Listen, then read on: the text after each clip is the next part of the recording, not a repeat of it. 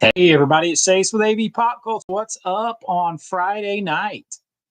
How's everybody doing? Always let me know that you can hear me. Make sure you got me loud and clear. I haven't had anything set up for a while over here.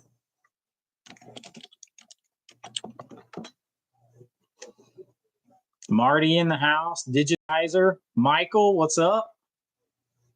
Whoa, we got Jason in the house, hiding out under Team Almay Studios in here. What's up, man? John Doe Juggalo in the house. All right, B&G, you can hear me good. Good. So I'm actually, it says that I'm using my HyperX mic whenever I come on here, but it never sounds that good when I play it back. So it always makes me wonder. But HyperX actually contacted me about trying to use some of their other mics. If I said something nice about it, like if I shared it on one of my videos, if I was like, hey, I use this mic, and I'm like, well, I already use your mic. Whoa, a pissed off 2-year-old to sleep, man. I've been there, done that. Hey, Becca, Quietly Games, Greg, what's up? Movie Odyssey, what's up, everybody? Man, I remember the days of trying to put a 2-year-old to bed, trying to give him a bath first, too. And man, I had a lot of that by myself to do. What is up? What is up, everybody? I'm glad that to be back. I went on a cruise. We had booked a cruise last year on our honeymoon. This was the 1-year anniversary, and the whole family went. And if you book it when you're on a cruise, it's cheaper. So then by the time you go back, it almost feels like it was free because it's been so long ago. And then that's how they get you to spend money on the cruise. But actually, as much fun as I had, there was like so much stuff going on when I was gone. The Arrow announcements, the Vinegar Syndrome announcements, all this stuff. I was like, I want to be in the chair talking about movies. Well, it was very fun. I love cruises. Yeah, TGIF, Marty. Andrew, what's up? Ben, yes. Juanita, I haven't got a chance to email you back yet, but I'm just going to go ahead and tell you the surprise because you had to leave on the last live stream. You have a T-shirt coming your way. I'm going to send you a T-shirt, courtesy of Big Sal, who his donation, his contribution to the 10,000 subscriber live stream was he bought a few T-shirts, and then I was able to give them out to people. So that's pretty cool. And look how fast, we're up over. You are welcome, Juanita. You are welcome. You've been supporting for a long time. That was just a couple of weeks ago, and we're already up over 13,000 people. That's crazy. That is crazy. Oh, good night. Good night, Klaus. Is it Klaus? Klaus? Klaus? Yeah, Marty, it jumped to 13K fast. Like a couple of those recommendations lists just took off. Just took off. Super fast takeoff.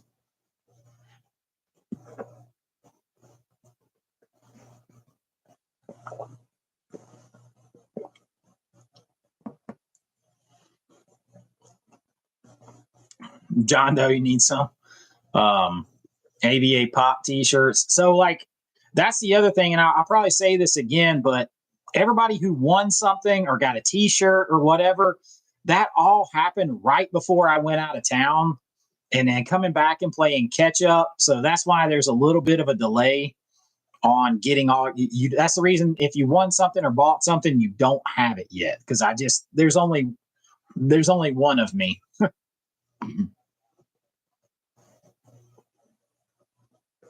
Throwback Cafe. That's right. Friday the 13K. Um, yeah, sex and nudity lists always popular, but I really don't think of it like that as much. I think of it as, I mean, those are like the comedies that were so popular when I was a kid. And I'm going to continue that series. There's another big one coming out tomorrow. Is if it gets approved by YouTube in time, it always gets flagged for not being suitable, and then they have to manually approve it. So if it gets approved in time, I'm going to have another one of those big lists come out tomorrow. I'll be past a certain someone before I know it. Favorite car movie? I mean, Gone in 60 Seconds is up there, but I'd have to really think about that. I mean, Bullet, I have a Bullet Mustang based after that movie. I'd have to really sit back and think on that one, but Gone in 60 Seconds is pretty good. The Wraith is awesome. The Wraith is good. That like Dodge Interceptor or something like that it was. Vanishing Point. Brent says, I've never seen a channel grow so fast. Congrats. Here's hoping you hit 20K soon. I'm shocked because you guys, I know I had another channel. I still have another channel, American Vintage Adventures, where I cover the theme parks. Now, I wasn't like, that was more fun, like more just for us kind of thing. It's not like I work in theme parks, like I work in movies. But that one's a couple years old and it's just over 2,000 subscribers. So I've still got like 3 months before we hit the 1 year anniversary, and we're almost at 13,100. I think we're at 13,092 when I came on here tonight, something like that. Oh snap! Bullet's getting a 4K. What's up, Tyler? Yeah, I will have to have that. I have to get my Bullet Mustang fixed too. It's only got 100,000 miles on it. Still looks completely brand new, but like the thermostat went out on it and the fan. So I've got to get it fixed. 20,000 by the end of the month. Oh man, that would be something. If I was able to get to 15,000 or 16,000, I have no idea. Like last month, I got almost 4,000 subscribers in the last 28 days, almost 4,000. So if it continued at that rate, I mean, it won't, but you never know. It could go like this.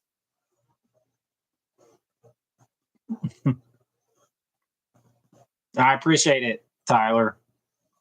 Tyler, always the very first channel member. The car. I don't know if I've seen the car. Yeah, I think that's going to be a very long wait on Fright Night 2, unfortunately. And if I were them, I probably wouldn't. If I knew it wasn't going to happen this year and I didn't have a date, I don't know if I would have even announced it yet, to be honest with you. I would have waited till I had another one to come out, like maybe Prom Night 2, Hello Mary Lou, or whatever. Like I would have waited till I had another one ready to come out in the next 60 days, announce that, and then announce the other coming down the line. That's probably what I would have done. Webb, what's up? Decatur, Georgia, checking in. Well, you're not very far from me. I think that every time. Like, you're right down the road. Steven Weber, what's up, man? I did not watch the Oscars. I don't think I've watched the Oscars in over a decade. I don't think I've watched them over a decade. Cool World would be a cool 4K. In full disclosure, like that made me think of Who Framed Roger Rabbit. In full disclosure, I recorded a video today before I came on about, and I'm not sure when you'll see it. It's just I got to edit stuff out about missed targets, like targets that I've missed that are out of print or that I haven't gotten, because I'm all big on Chase's targets and stuff. And even though it's not out of print, Who Framed Roger Rabbit on 4K That's one I need too. I really need to get that. We watched it on the cruise. We were on a Disney cruise. We watched it on the cruise ship. I probably watched it every night that I was on there. I watched bits and pieces before I fell asleep, and I've watched bits and pieces falling asleep at home. I haven't watched the whole thing yet, but I forgot how much I really liked that movie. Cool World made me think of all that. Yeah, Brent, I wouldn't have announced until I had one ready to go within the next 60 to 90 days. And then I would say maybe these others were on the horizon, because you give somebody something tangible to look forward to in the immediate future instead of just a nebulous, here's a bunch of things we're going to eventually get to. I don't know about doing it that way. Movie Odyssey, I already purchased Deep Blue Sea, and I'm actually quite shocked that it's not here. Something with that order from Orbit is kind of wonky, because I ordered it. I made 2 orders from Orbit since I've been back home, and I made that one first, and it got shipped out first, and it's still not to me. And the one I made 2 days later already got here. So I'm not really sure what's going on there. Gus, hi, Chaseroo. He says a $5 super chat. Thank you, my friend. Yep, that'll get us started on a goal here. We always like to put a goal. It always does it. So, guys, I'm learning. We're going to talk about some stuff here with YouTube that I am learning and that they're changing. No problem, Excelsior movie reviews. I appreciate that, man.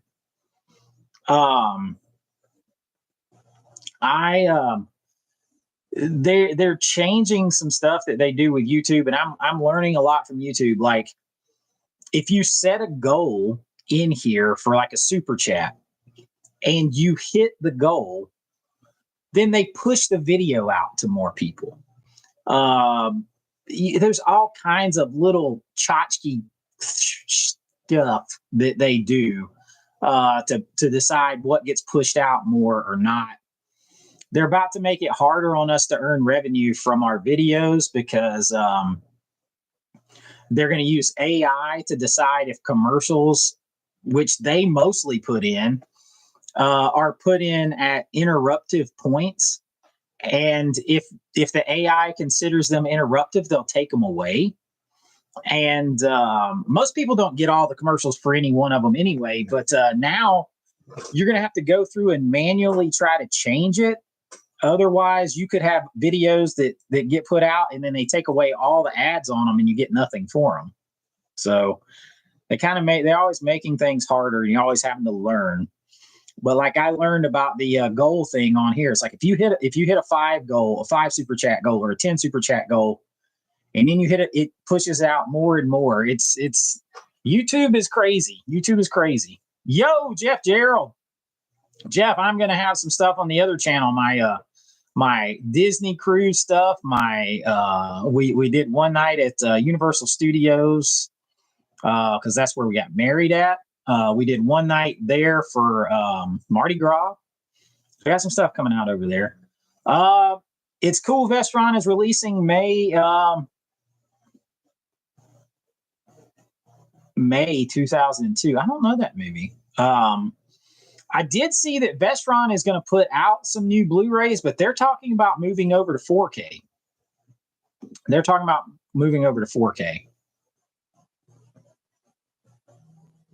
That's true. Like, Tyler always supports the channel by donating through the link in my tip jar in the description, so that YouTube can't get anything for it. So they in some ways YouTube feels like a payola.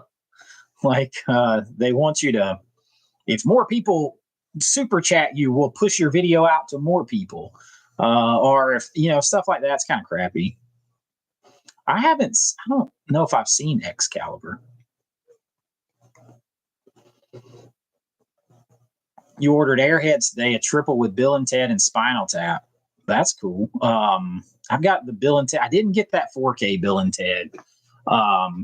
Daniel Marks, a channel subscriber, sent me a a while back the Blu-ray 3-pack of those movies. Yeah, Tyler, they do. YouTube takes half. They take half. They take half of everything.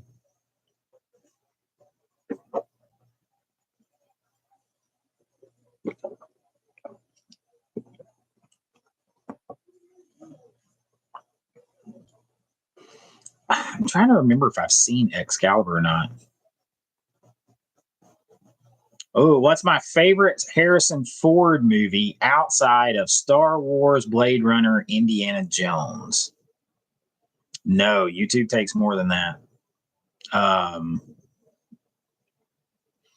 What is my favorite one? Oh, man. I mean, I love Air Force One. Get off my plane.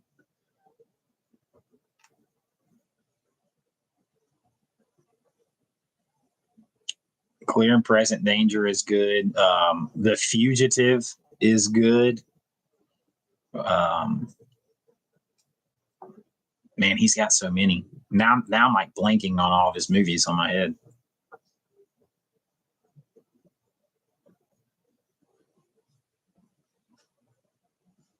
William, what's up? I'm doing pretty good. I ate my dinner too fast. It's just chicken and vegetables. Now my stomach hurts. But other than that, I'm fine.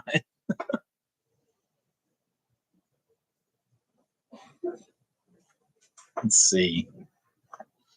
I mean, I would like Air Force One. I love it. I'm going to tell you another movie of his that I think is underrated that a lot of people don't like is Hollywood Homicide. I like that movie. I don't know why. I do. Witness is good. Witness is good. Mick D, love the channel, man, especially those lists of 10s. Good shit, man. I appreciate it. I got another big one coming out tomorrow if YouTube approves it in time. Yeah, Witness is good. What Lies Beneath is good. And I'm very excited to get that on 4K.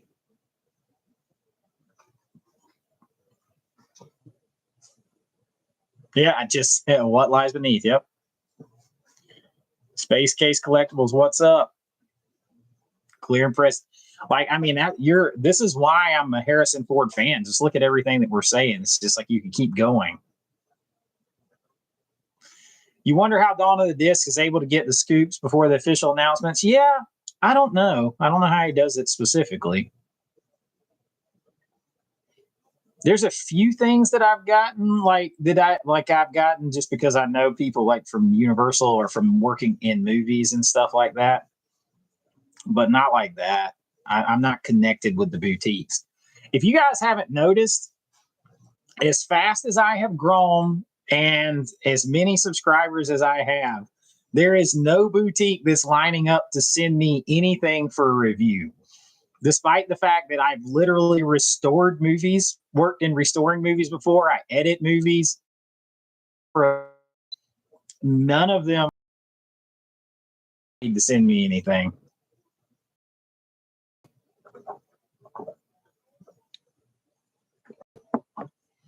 Yeah, little Joe Bob pre-show. So I saw that. I was thinking when I did this, I was like, oh, well, it's going to start at 10.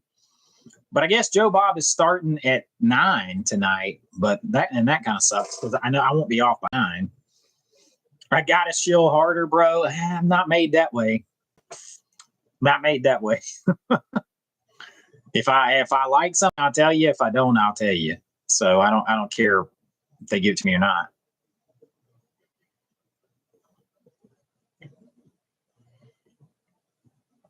They're afraid of my knowledge. Well, here's the thing. I'm not the same. There might be some truth to that. It's easier to get a fan, to somebody that's just a fan only, and there's nothing wrong with that. I don't mean that derogatory, but it's easier to just get somebody who's a fan excited about the movie to say all good things, whereas somebody who works on that stuff for a living, they're going to pick it apart more technically. So maybe that's part of it. I don't know.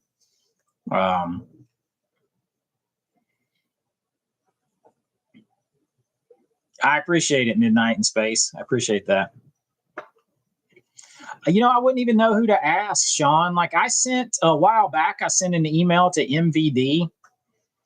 They said for me to send them a link to a YouTube video, and this was before when I had like 5,000 subscribers. And I never heard back from them because I'm big in on the MVD Rewind collection. Matter of fact, that video I recorded today, I talk about that and how I'm trying to put together the old Code Red and Scorpion releasing stuff. So I mean, I'm big on the MVD Rewind, and I've only got like 7 or 8 of those, but I would like to go back and collect all of those. But I haven't heard from them. Yeah, Scream Factory and Vinegar Syndrome don't send anything to anybody. And if you notice, I'm not calling anybody out. But Sean, think about what you said. Scream Factory and Vinegar Syndrome, 2 of the biggest. They don't send anything to anybody. Who takes the most heat in the physical media community? It is very fashionable to shit on Vinegar Syndrome and Scream Factory. I wonder why. They don't send anybody anything for free, so they're easy targets.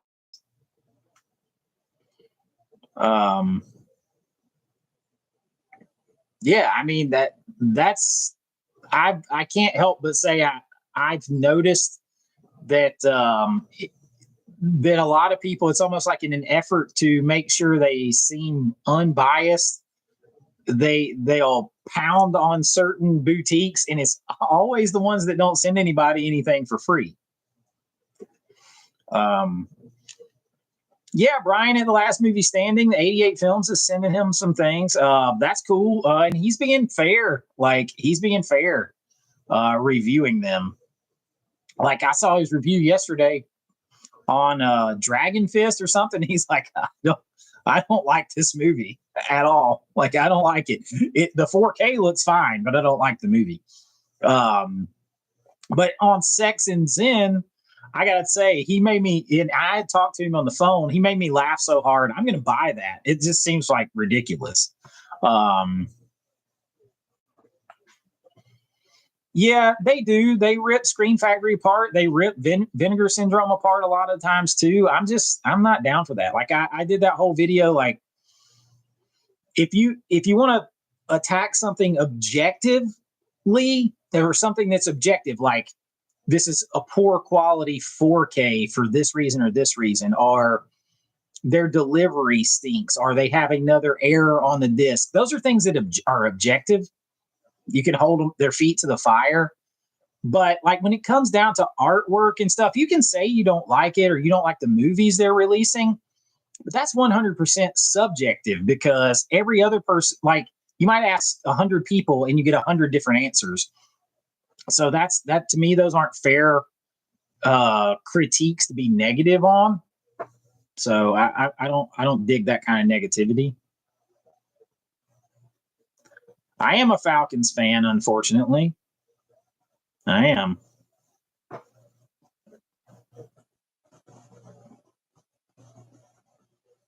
You would think so, Sean, but I mean, I'm not actively out there asking anybody for anything either.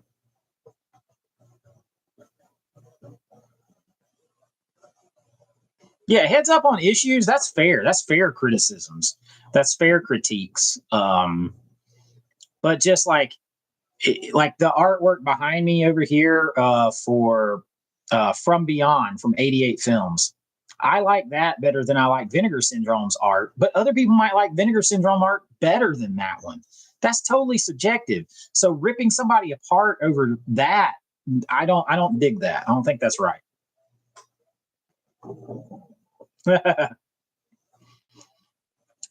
Hey Chad, what's up? You say unfortunately like I do when people ask if I'm a Browns fan.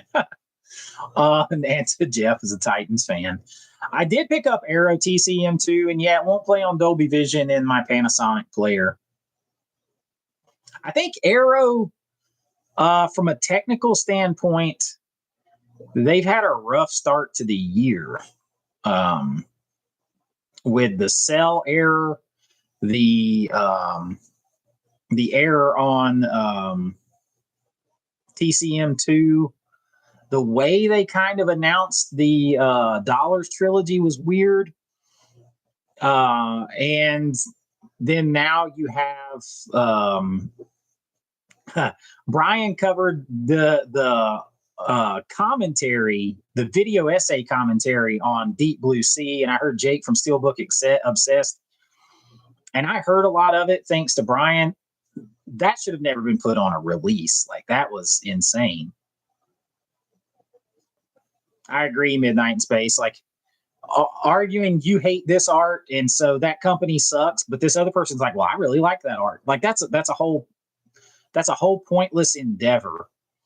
But to say, hey, this disc is bad, they made an error because there's two clips laying over one another and there's a 15-second error, that's objectively something to complain about. I saw the artwork on the Blaxploitation box set. I wasn't crazy over it. I didn't hate it like other people did, and I really liked what was on the individual discs. But it does look like they're going to change that artwork.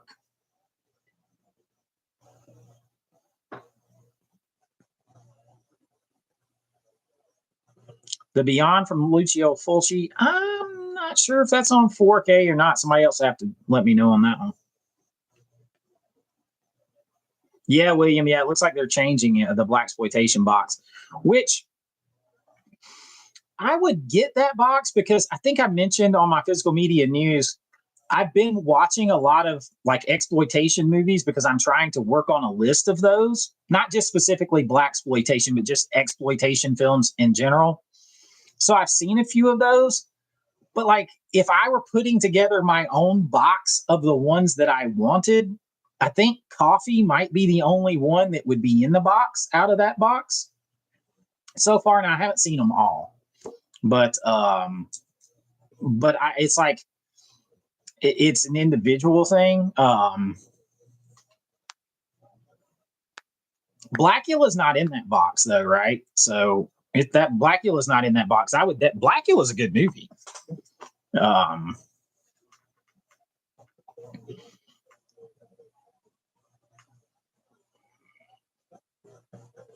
Yeah, that Constantine box back there is awesome. Ben, thank you. Ben with a $5 super chat. Says congratulations on 13,000. That's right. It's Friday the 13,000. He's got us another one towards a goal out here. You heard they're remaking Blackula? Like, that would be cool. Maybe. I mean, I don't like. There's like some kitsch value that I'm not sure they'll ever recapture. Ben, I really do appreciate it, man. You've been so supportive, and I'm glad that you've like got into physical media this past 6-8 months. It's so crazy because it feels like I've been on here a long time. We still got like, I think it's either May 24th or May 27th was my first video on the channel. So we still got a few months.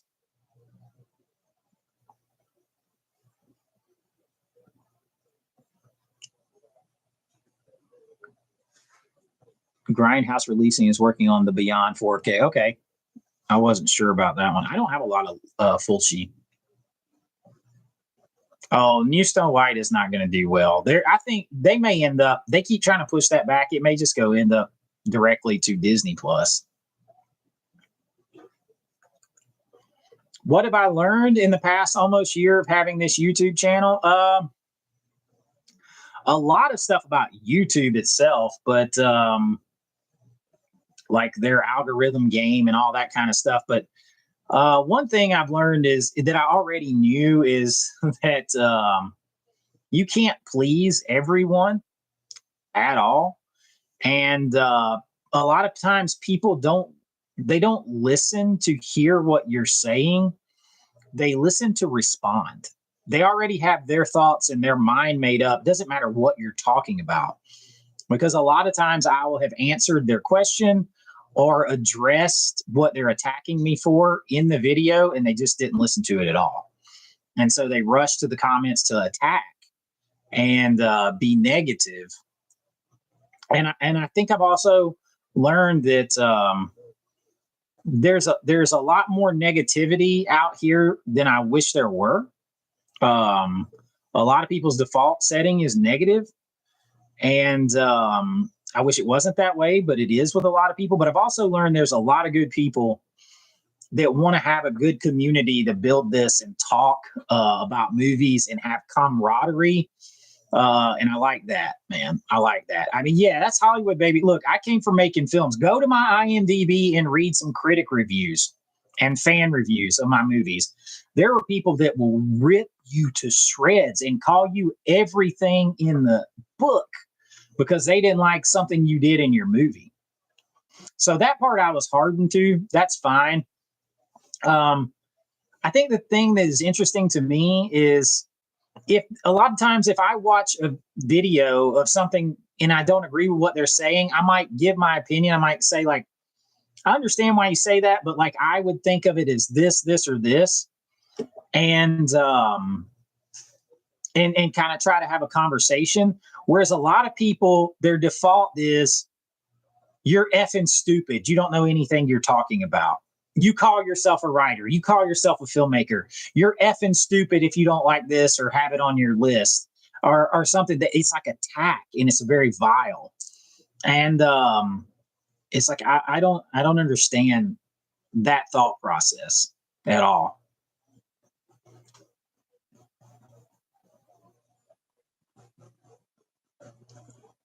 The 2 times you commented on my video post to start a genuine conversation, both of my responses were very smug. I don't remember what that was. You want to point that back out to me? Or did you try to start a genuine conversation or did you try to be aggressive? I don't respond well to aggression. I'm a big dude, a very calm dude, but I don't respond well to aggressive. So if it comes off as aggressive, you're not going to get a good response back.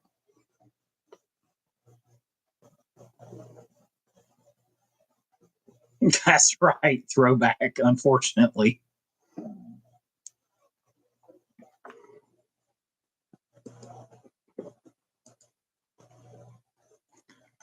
Let's see.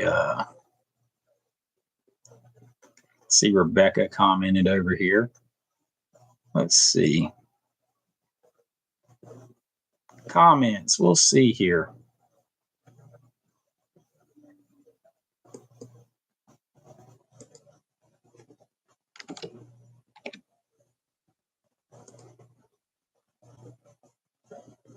Lou, I don't see, it doesn't show you having commented anywhere.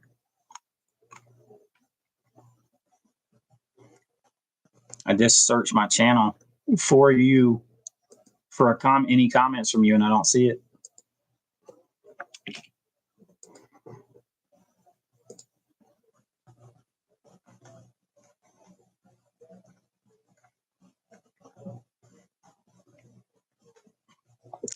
Lou, you sure you don't have me mixed up with someone else? Because it doesn't show that you commented on my channel.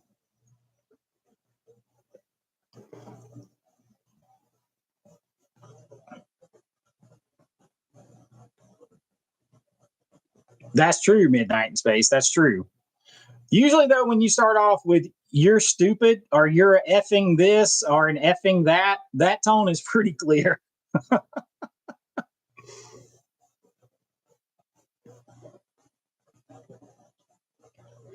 Yeah, Sean. So, okay. So I wanted to talk about that, you guys. So I've been, uh,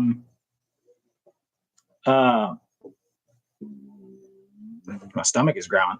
So I was looking, I've been doing these lists and watching these movies, and of course for the boutique, I've been trying to inquire about rights all over the place, and a lot of movies, like those older like comedies, sex comedies, and stuff like that from the 70s, 80s, and early 90s. Scorpion Releasing and Code Red had those, and then they had like Code, they're out of business, and the guy who owned Code Red died. So like I specifically for the Cheerleaders 1973, I went and inquired through IMDb Pro and everything else. I went and inquired with the last known contacts that had anything to do with that movie, and nobody knows who owns the rights to it anymore. Like, and that's something that I'm running into with some of these old movies, and there's a problem with that, because if they can't find the rights owner, you can't do anything with it.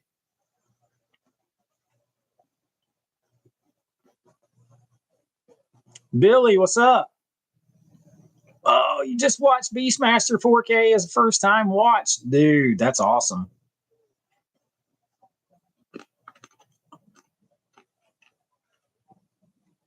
I agree, Juanita. The world would be so boring if everybody thought the exact same thing all the time. There's no way. That's what I try to tell everybody. I'm talking to hundreds of thousands. There's hundreds of thousands of views per month. There is no way we're always going to agree or have the same opinion on everything. And that's fine. Like, that's fine. It make like totally fine.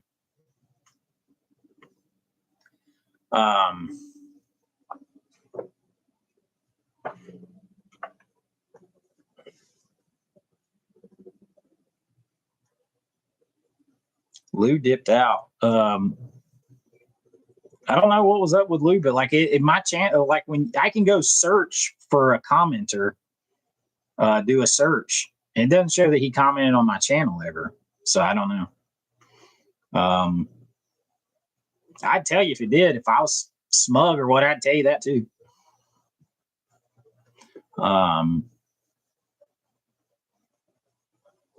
Yeah, I got the Constantine box set. Yeah, I love that movie. I know Ken over Mid Level Media, he hates it. I was like, get the pitchforks after him. I love that movie.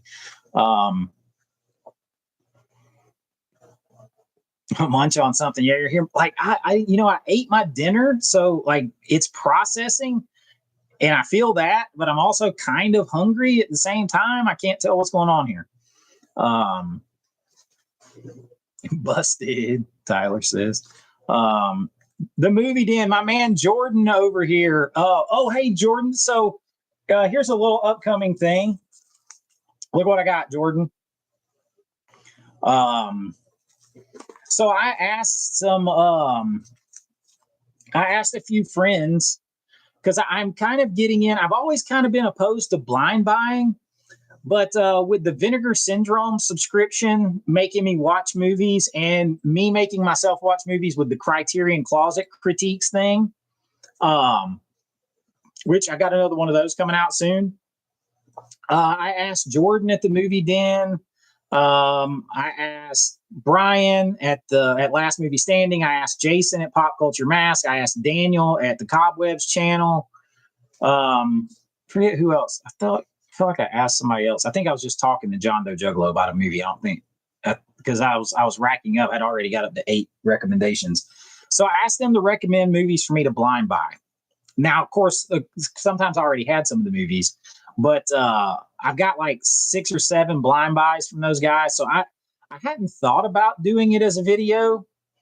And then I actually mentioned it to Ken, and he's like, oh, I could recommend some. When do you need it by? I was like, well, I'm not doing it for a video. I'm doing it for me to watch. And then I thought, what might be fun to do a video? I might watch all these movies these guys recommended for me and then talk about them.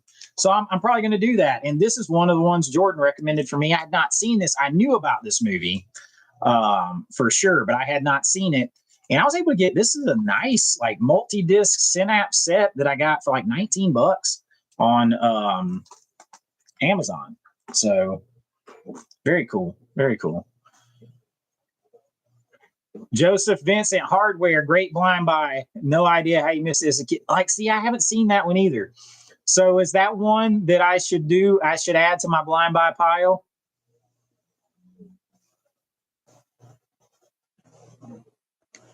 Sean says, I feel like Chase is 100% guy. He sticks up for people in the community, for movies. For what I see, I never see him attack anybody. Just be 100% honest. Don't like, go somewhere else. I do run up on that. Like if you're honest or honest to the best of your ability, there's a lot of people that do not want to hear honesty. They want you to just tell them what they want to hear. You're not going to get that from me too often. Um, Ice is sold out now. I got my copy over there.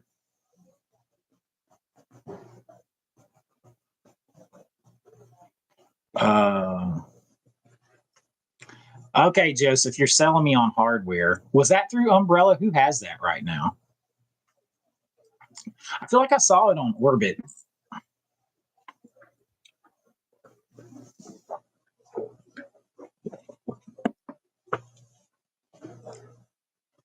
I haven't seen Clown House, John, though. Okay, so I'm gonna have to add hardware because I've heard about it. My buddy Chance said something about it too. Yeah, I'm pretty sure Orbit has at least the slipcover version. That's enough for me. I'll add that to my list. I think it's fun. Like I'm having more fun. And, if I don't like any of these movies, I'll sell them or trade them, move them on down the line to someone else, give them away. Oh yeah, Sean. Sorry. He says, have I ordered Reanimator 4K yet? Yes. Yeah, I had to. I didn't order the biggest set, even though I really wanted to. I just couldn't justify it. If they had guaranteed the poster, then yeah, I would have got it. But I did the $80 set.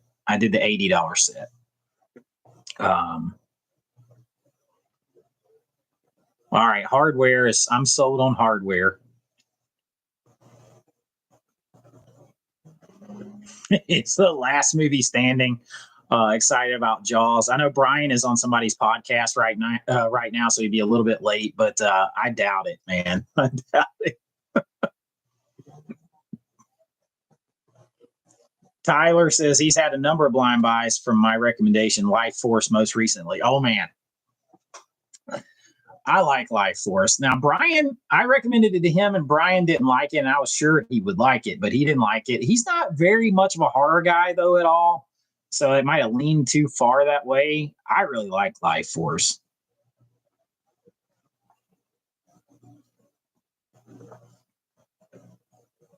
Yeah, Michael, I have kind of lamented the fact that I didn't get the bigger one, especially talking back and forth with Barbara Crampton some on here on social media. And the same thing, like talking to Carolyn Williams, like I've been talking to her back and forth, trying to push Mad Monster Party to get her here to Atlanta this weekend. But so I could take my TCM over there to her. But yeah, I wish that I had. I don't know if they'd let me go back and change that order.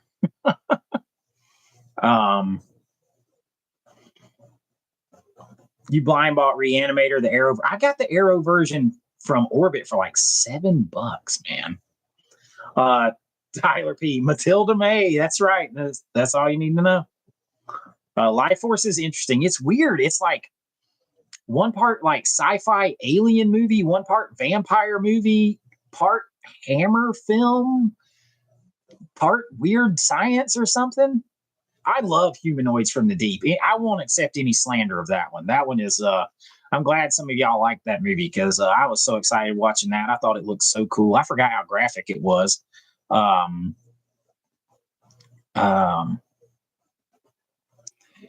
Yeah, Alan, for the longest time, I was very against blind buys, but as I push myself to watch more movies, I'm enjoying it more. There's a thrill there. Oh, you never saw Return of the Living Dead till 4K? That one's a blast. Tyler, I don't want to like oversell shit because then it doesn't live up. But The Curse of the Devil, that was a blind watch for me. And dude, I just thought it was batshit crazy fun. And I actually like how the werewolf looks. I think it's fun and it's pretty sleazy. And Humanoids from the Deep, man, that is like Creature from the Black Lagoon if he was super horny. And Sugar Cookies, it definitely looks like something that Tarantino ripped off some of for sure. They do have the thrill of a gamble, but like the difference is if you buy a blind buy, even if you don't like it, you can resell it or you can give it away to someone else who might enjoy it. Or worst case scenario, you still have that physical object in your hand. So you're not just throwing away money. I mean, we think about it, whenever you go to see a movie at the movie theater, that's a blind buy of a ticket. You have no idea whether that movie's going to be good or not. Joseph sent Brian a copy of Resurrected and assumed he hated it. LOL. He never mentioned it afterwards, but I enjoy that movie. It's like From Beyond Light. If he's watched it yet, in the middle of all of his moving and everything, he's been going to send me something for like 2 months. So he's been busy. Hey, Allison. I did get the Captain Kronos set. Hold on a second.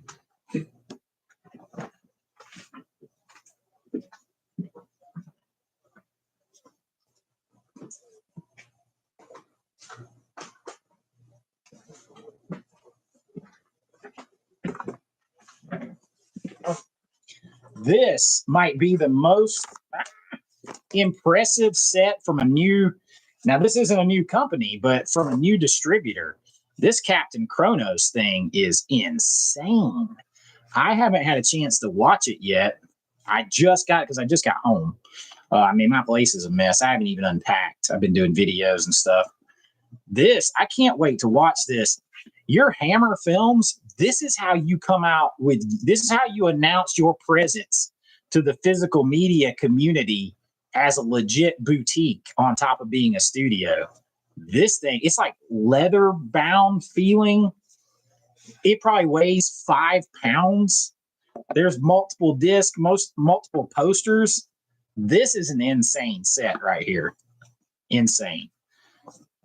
Jeff, all right, got to run. Hop back in if you can. If not, have a good one. I appreciate you coming by, man.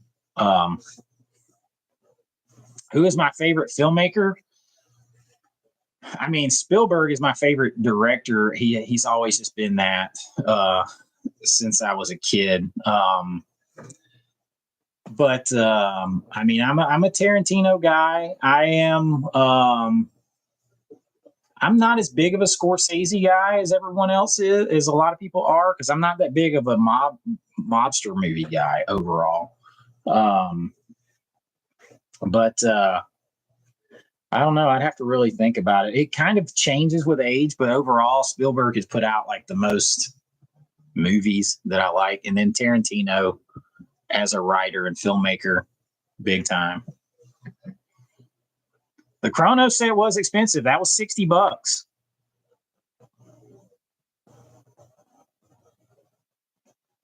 It does. It looks awesome, man. It looks awesome. That's right, Juanita. I feel like that too. It's like if I don't like it, I'll give it to somebody else is going to like it. Like Deranged. Deranged was not for me. Oh yeah, I love Carpenter. I kind of wasn't thinking about horror guys most of all. And I like James Cameron big time too. I mean, I'm certainly not the hater recently that everybody else is of him. If I'd have to sit down and think of the top 5, but you'd have Spielberg, Tarantino, Cameron, Carpenter would be in the top 5 for sure. What order would depend on how I felt that day.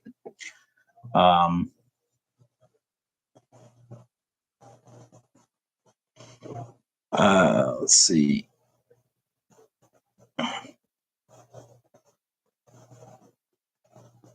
Thank you so much. Is it Klaus? I don't want to say your name wrong, man. I'm so bad. What? Is it? No, it doesn't have a U. Chris is in there from the other room trying to tell me how to say stuff. But got a super chat helping us along towards our goal. I really do appreciate it. He says the box set is Super Captain Kronos Hammer Studio. It is. It is. Like, this is how you announce. I'm in. Like, this is their first, like, kind of boutique release. I'm in. I am going to try to get everything they put out And I'm not really a completionist in that sense, but like, I mean, I grew up watching Hammer films. My dad, watched those movies. So I'm okay with, even if I haven't seen Captain Kronos, but I'm okay blind buying and owning this and being happy to own it forever. Hammer is legendary, in my opinion. They are legendary. So I'm very, very excited to have this.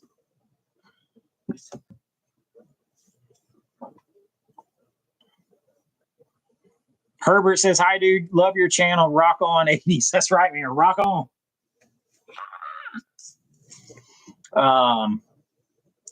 Someone needs to do Planet Death Proof and Planet Terror.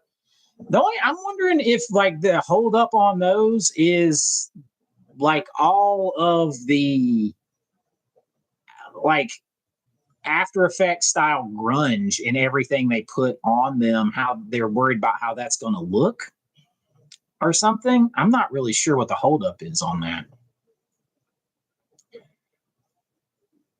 Sam Peckinpah, another, I'm a big Peckinpah fan. Convoy, Straw Dogs, Wild Bunch. I'm a big Peckinpah guy.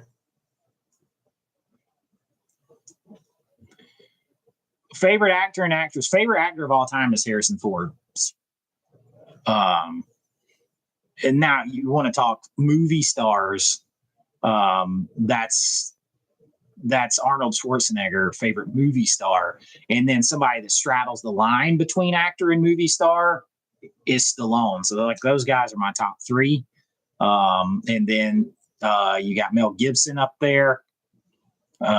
So you got some talent at the top that I grew up with. Did Hammer Studios come up with giving vampires the fangs?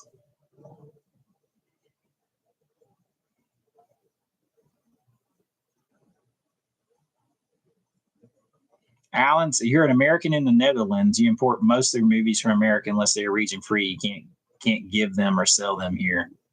Yeah, I wish they would just make all players region free. See, I don't think about it too much because I've got the Sony region free player, and then you can, I guess, kind of hit some kind of buttons on the Panasonic and make it region free. Mark, I'm a big Walter Hill guy. Crossroads. I bang the drum on this movie as much as I can. Where is it? It's down here somewhere. If you haven't seen this, this might be the most underrated Walter Hill film in existence right here. But like this inspired my movie Dark Road 79 for sure.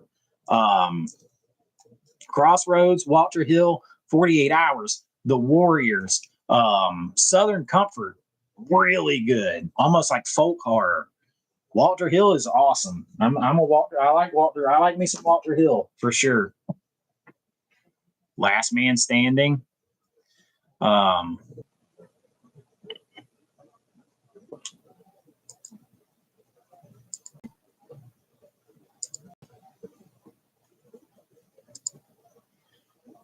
about now? My back, like YouTube is. I noticed last night or Wednesday night, Ken was on and he was having a problem. So hopefully you guys let me know if I'm back. Red Heat with Arnold Schwarzenegger. That's another, and that is a very underrated movie. I really like Red Heat. Thank you, Van Gool. Chad, thank you, Ben. I haven't seen The Brutalist yet. I did wish Martin a happy birthday. I wished him on Instagram, but I texted him too.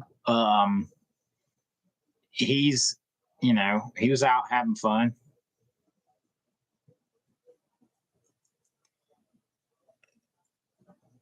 I am just not a big Alan. I'm discovering I guess I'm just not the biggest Eggers guy. I'm not the biggest Robert Eggers guy. I want to like his stuff more than I like his stuff. It's weird because like I was a history teacher and all that, and he's into that. So it's like I want to like his stuff more than I do. Thank you, Tyler. Yeah, don't forget to like the stream. Looks like there's 106 of us in here and 41 likes. unfortunately, that does help and does matter.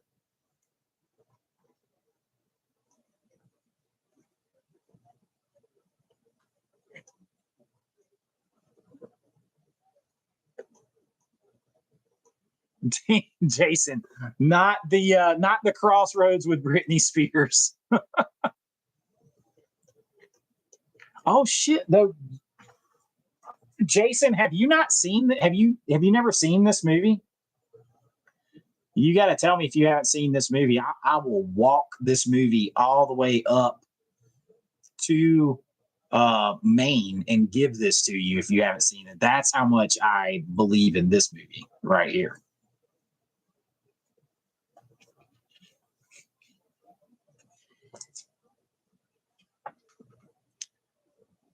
Yeah, basement. Yeah, basement movie. Den. Yeah, I saw Brian's review of Deep Blue Sea.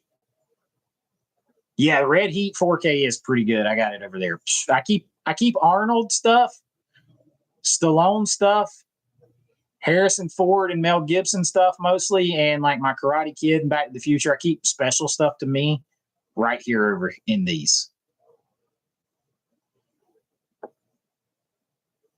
Okay, you have that very Blu-ray. Okay. Yeah, that's if you get nothing else out of the movie, the guitar battle at the end is worth the price of admission. Got me a little boy named Jack Butler. He cut heads every Saturday night. Oh, I guess they're real fast. That's like my favorite part of the movie because Ralph Macchio's character doesn't believe in the whole devil thing and all that kind of stuff until he's like, I get us there real fast. And it goes like storm clouds behind him and everything. And suddenly they're in a whole other place. And he's like, oh shit, it just got real. Light of Day with Michael J. Fox. I don't think I've seen that. Yeah, Steve Vai. Mm-hmm. Mosquito Coast. I don't think I have that one though.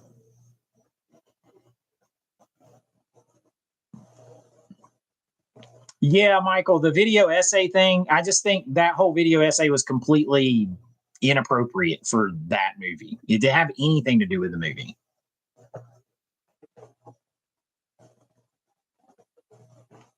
Yeah, Van. I want to like Eggers more. Oh, Basement Movie Den gifted 5 AVA Pop Culture memberships. I appreciate that, man. Um, so Basement Movie Den, you got one. Michael, you got one on here now. Under Michael, Blue got one, Chris got one, and Barnabas Collins got one. I appreciate that, man. Bringing people into the pop culture family out here. I'm trying to bring everybody in to expand this channel and then like my friends' channels who I watch, like Jason there at Pop Culture Mass. Dude, he's never gonna like nobody YouTube won't let you find him hardly, even if you just type it into the search bar, because he doesn't care about the algorithm at all, and he's gonna say whatever he's gonna say. But we need more people like that to be found on YouTube. So I'm big into that. But Basement, man, I appreciate that so much. You're a violator. That's right. It's a Georgia Bulldog thing. We just do what we want to.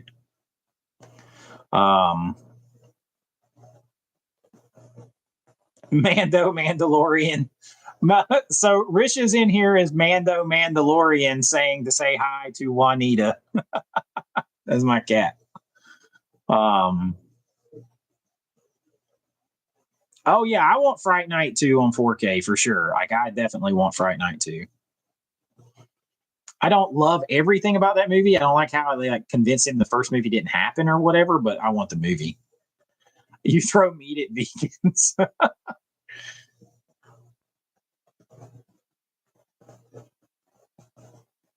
I saw The Substance. I can't even tell you what else was nominated for. Oh, Honora. Honora I ordered, but I haven't seen it yet. That also pissed me off at Kino Extra because I ordered Honora with Dante's Peak and Stripes 4K Steelbook.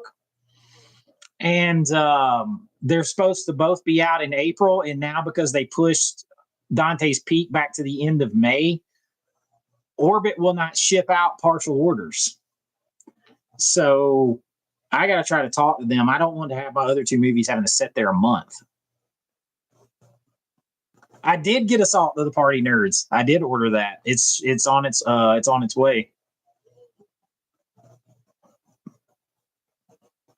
Hey, well, Basement, enjoy your own gift. That's weird. I think it randomly assigns it. I don't even know how it does it.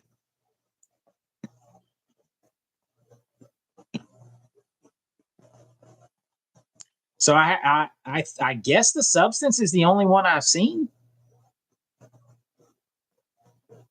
I haven't done my Kino video yet. I'm working on that. So I watched as I'm wanting to do all my research. I'm not going to just come in here and say stuff. I mean, I've definitely got stuff to say, but I watched Uncle Buck last night, and because I heard some people saying like this is like the greatest 4K ever done and all this. It's good. I didn't see anything like that stand out about it. I mean, it looks good, but like I didn't see like an earth-shattering one of the top 4Ks of the year 4Ks here. I did not see that. So I mean, it looks good. It's best it's ever going to look, most likely. Probably the best it can look, but I didn't see anything like, oh my god, this is the greatest 4K ever. Not even close. So Only the Lonely would be good. Who's Harry Crumb? I love Who's Harry Crumb. I don't know, man. I don't think they actually did anything to this movie. It's just got a scan with a grade. That's it. It doesn't have, they didn't do any restoration. It's just a scan with a grade. So that means they didn't do any other thing to it, which is part of my problem here lately with Kino. The Great Outdoors would be amazing in 4K because of all the, first of all, Summer Rental needed a 4K. It needs a full restoration, though. It needs a restoration and a new color grade and all that on it. The Summer Rental, Great Outdoors, those might be my favorite two Candy movies right there. John Candy movies right there. Yeah, Kino's not the best. I mean, it's good. It's good. It's good for sure.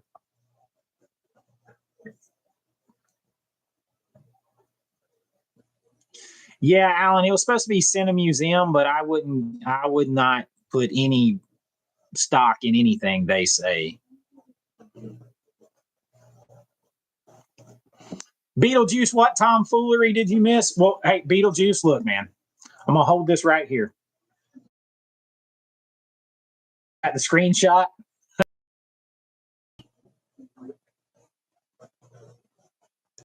Team Alme Studios. I love The Great Outdoors since seeing was I a kid like 35 years ago. Yeah, man, that Great Outdoors, like there's like not a down moment in that movie. It is just all good. It's buffering. Is it buffering for you guys? It doesn't. It's not showing that for me. It's not showing anything for me. It's showing me fine. Is it buffering for all of you guys? Hello?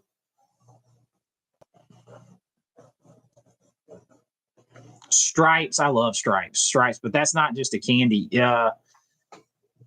So it's weird. So it seems like for some of you, it's buffering and some of you not. That's interesting. Although when it kicked me out earlier, it said that YouTube is experiencing a high volume of traffic. So that's really weird. Yeah, like 3/4 of people say it's fine. The other people don't. Just for a few seconds, still enjoying the stream. I'm sorry. Like for me, it's not doing it. So I don't know. Well, like I said, when it kicked me out earlier, it said that YouTube's experiencing a high volume of bullshit.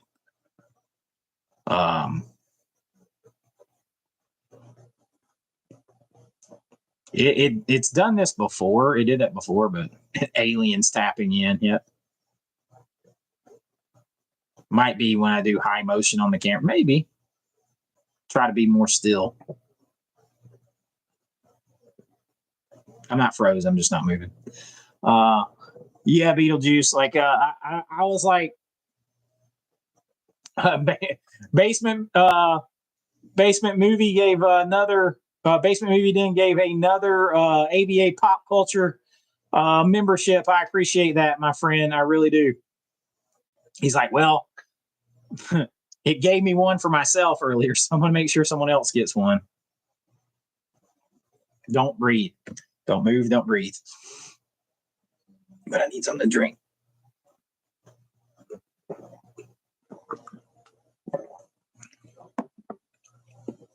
Mr. Bloodline got one. I love it.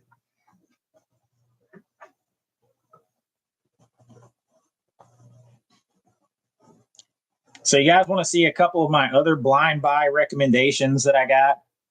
This is one from Jason at Pop Culture Mass.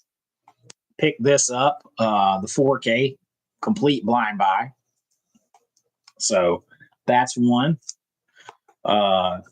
Daniel over at Cobwebs recommended Rolling Thunder.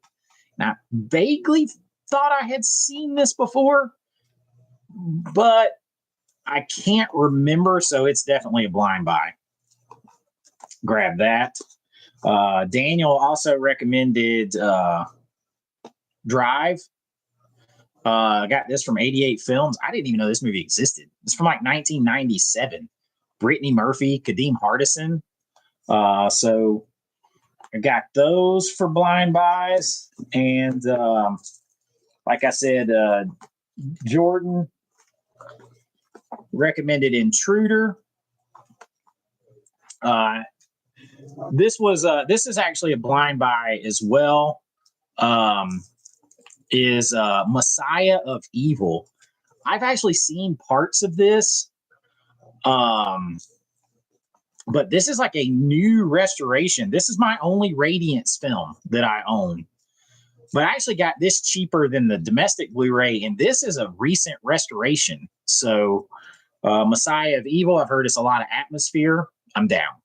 So I'm getting some stuff to blind watch, and I love it. I love it.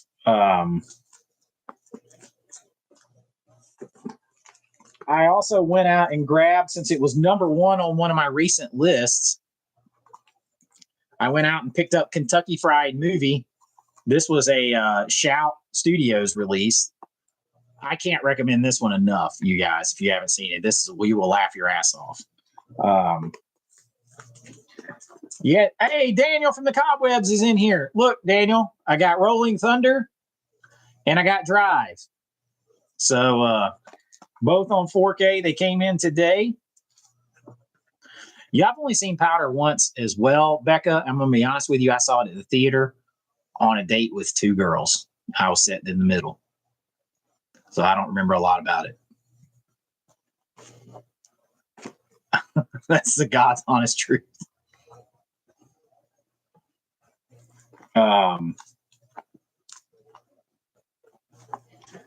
Yeah, I think these are fun. Like, this is a nice release of this too. 4K.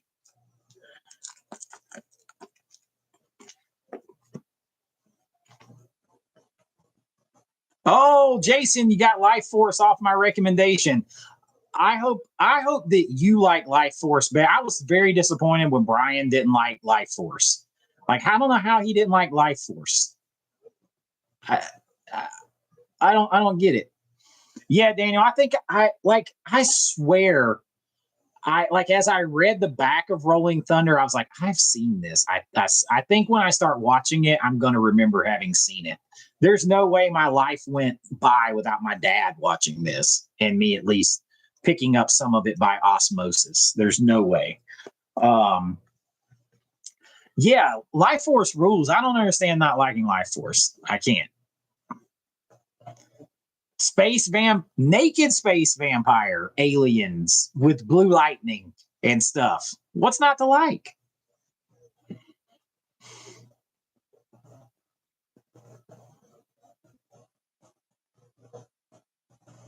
This is maybe where he pokes a hole in the bottom of the popcorn. I have never reviewed Blade Runner. No, I haven't. Oh, does he? Why so blue tube? I keep hearing my buddy Justin is a big Tarantino fan too.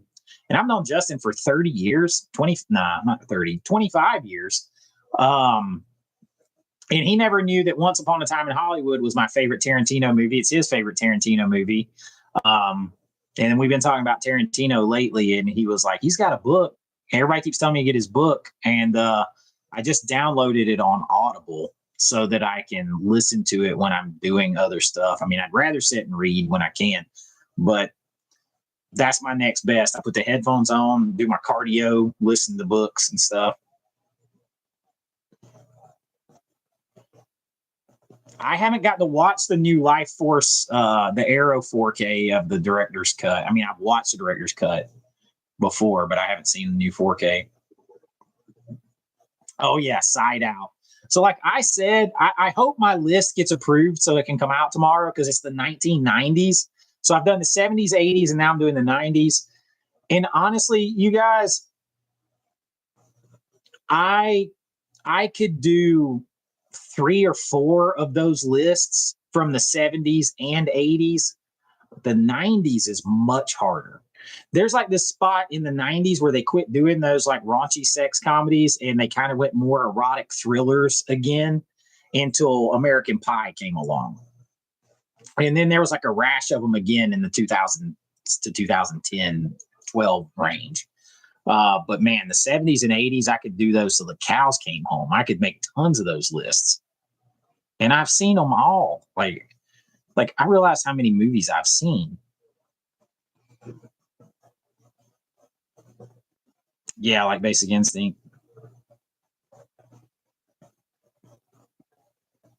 Yeah, Daniel. Yeah, lots of it was erotic thriller, Basic Instinct style, or tons of rom coms.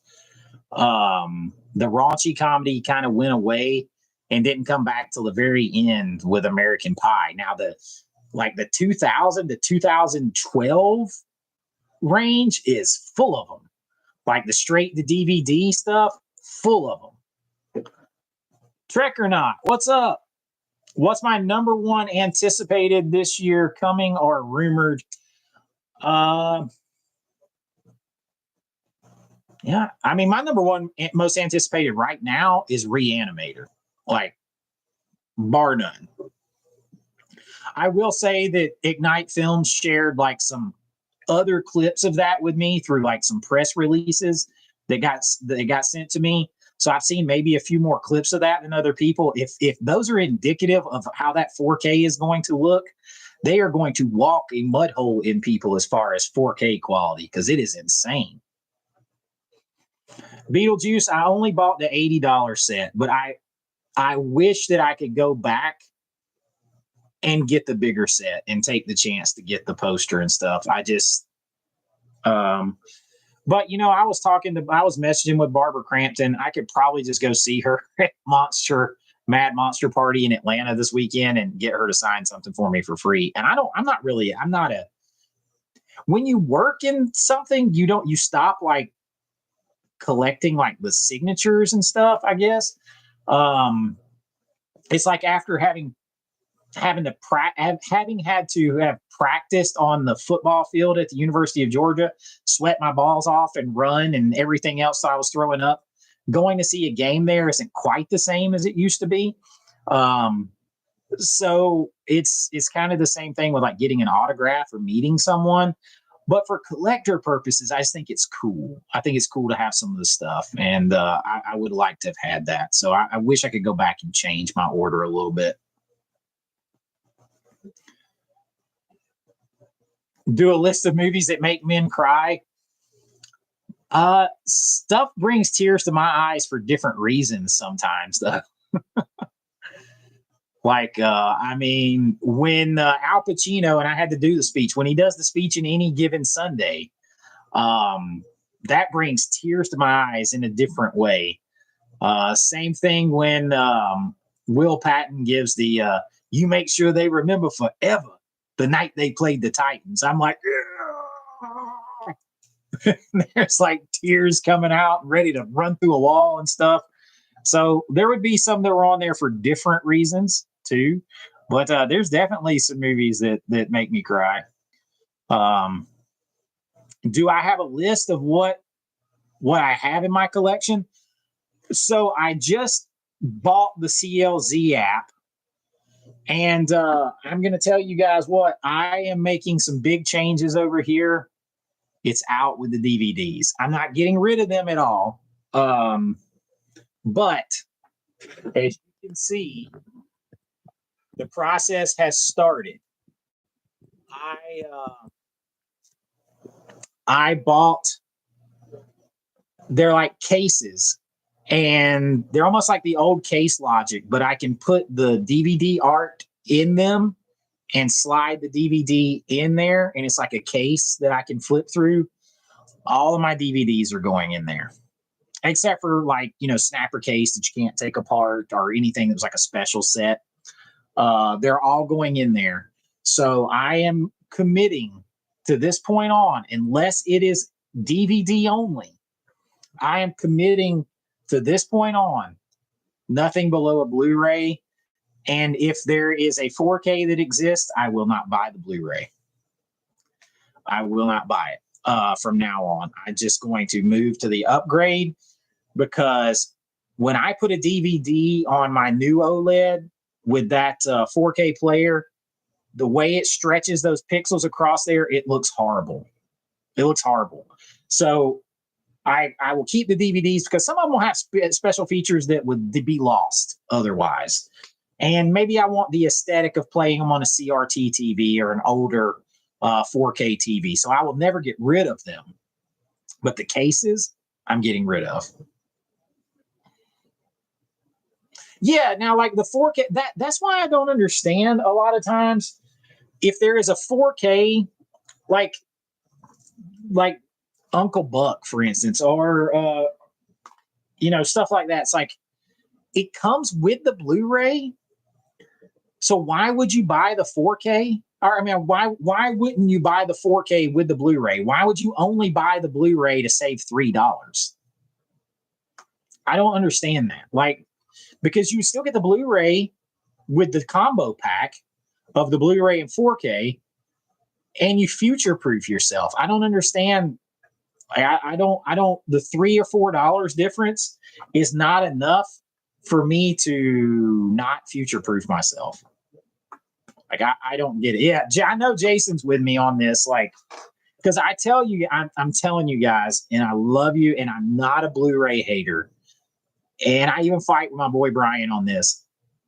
There's going to come a time when, especially the old Blu-rays, as those TVs, 4K TVs, get better resolution, stronger pixel concentration, all that stuff, and they get bigger, that those old Blu-rays, I mean, they have a quarter of the amount of pixel information in the same space. So the more that gets stretched out and magnified with resolution intensity, the more the Blu-rays are going to look bad. See, Daniel, what do you do? Well, that saved you $12. But now, like later, what are you gonna do later? Like that's the only thing. Like, what are you gonna do? Like, if because you have 1/4 of the pixels in a Blu-ray, so eventually it just has less information. It's going to get dragged across there, and it will look worse. Now, 4K scan onto a 50 gigabyte Blu-ray, you're a little better off with, because it stretches more concentrated information. But I mean, $12 is different than $3 though. Well, a lot of times these come out and like this is like $29.99 and the Blu-ray is $26.99 or something. It's like, so why wouldn't you just spend the $3 more and get them both? That's the part I don't understand. If it's standalone and it's going to save you $12, that's $12 or $15. That's a bit different. But like, you know, like in this case, with this comes with a 4K and the Blu-ray. Skipping, am I skipping again? Mine, it's smooth over here for me.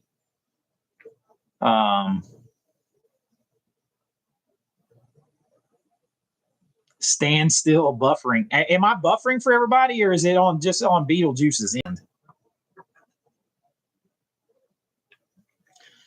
Okay, but Daniel, like you bought the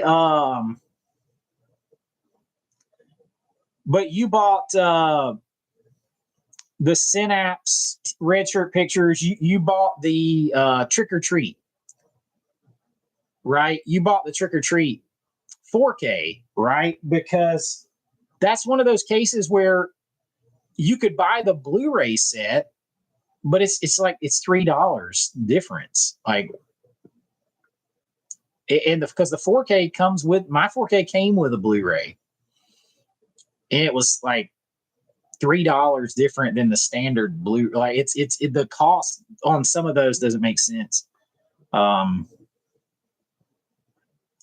I will say this: I think Arrow needs to get with the program. They need to start putting the 4K and the Blu-ray together. You're watching YouTube TV app.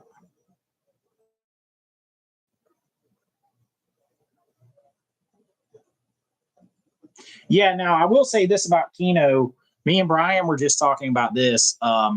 When they give you a Blu-ray, it's almost always the new scan on it, not the old scan. So that's something. It's so weird that like there is audio and video issues for just some of you and not everybody. That's very weird. See, William's not. It's so weird. It's got to just be a. It's got to just be a YouTube thing. Wow, there's 162 likes. Come on, smash that like button. This I recommend to you guys. Like, this I recommend, and I think I said this was a 4K buffering, or you go robot. Like, why is it happening to some people and not others? That's what's weird. This is a weather. You guys got some bad weather where you are? I think I said on my video that this was a 4K. It's not. It's a 4K restoration and a 4K scan put on a Blu-ray, which they don't normally do, but they did do that here. But I like this. Now, like I said, I grew up watching the edited version on like TBS and stuff. So this will be my first time, like probably that I can remember really not seeing the edit or seeing it on TV. Beetlejuice, just 40-mile-an-hour winds, nothing crazy. Oh yeah, that doesn't have anything to do with it. It's your internet provider. Yes, Mr. Bloodline Movies for guys who like movies. Although I predate that. So I predate that. I'll tell you this though, with the Blu-ray 4K thing, they're trying to get you guys. They're trying to ease you over with X. Move. Like I think Warner Brothers, they're already not doing Blu-rays in there. They're going to get to where they only going to put it out on 4K. Then they're going to be like, you either have to adapt or die. We're not going to keep putting out multiple different formats. That I don't think physical media is ever going anywhere, but I don't think they're going to necessarily keep releasing the same movie on multiple formats like that. They're going to move to one dominant format just from a cost standpoint.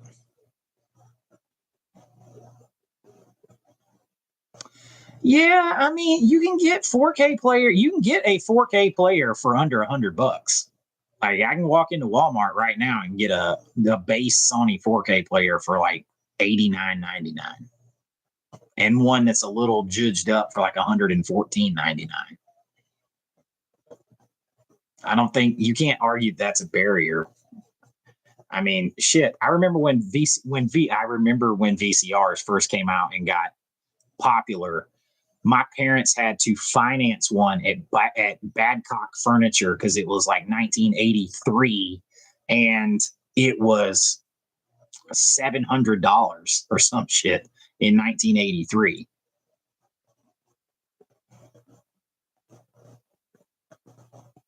There's little Sony 4K players. I mean, maybe I didn't read it that close over there, but there's some on Amazon I know for like LGs that are still out there for $129. Yeah, we used to have to before that we had to rent the VCR along with the movies because they were so expensive.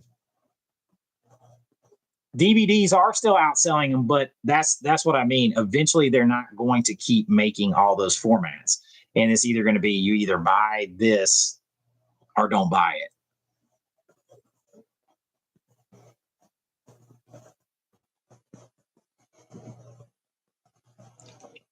Oh, you got the fiber optic.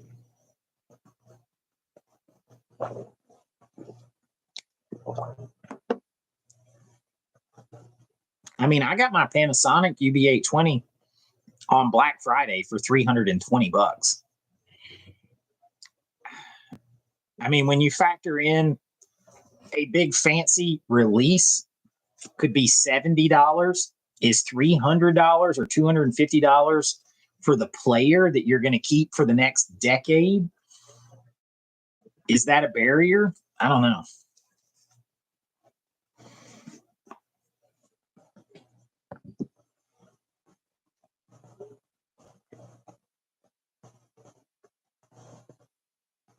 Oh, Beetlejuice. This is the Hammer release of Captain Kronos, Vampire Hunter.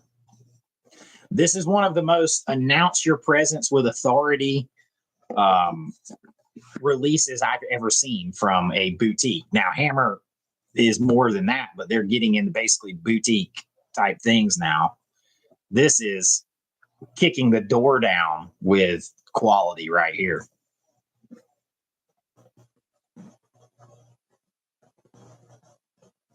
No, they won't drop 4Ks because there's too much invested in the TVs.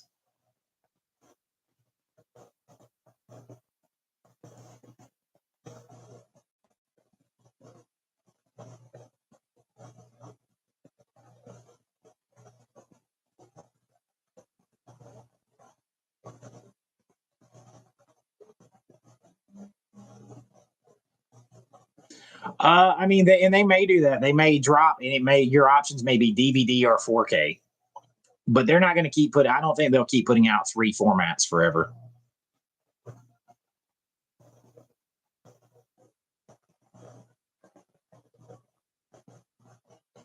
Yeah, I mean, DVDs are mostly for bargain shoppers at this point.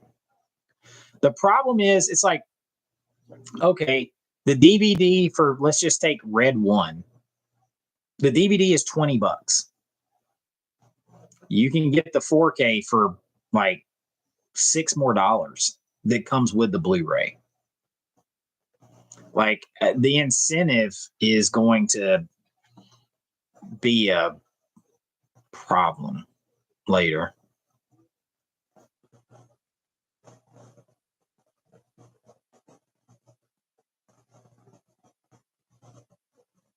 Knock on wood, I haven't had that problem with my Panasonic, but I also have a Sony, so I'm backed up.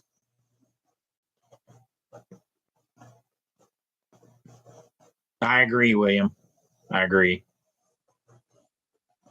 Yeah, DVD from like 97. So yeah, it's right at 30 years old.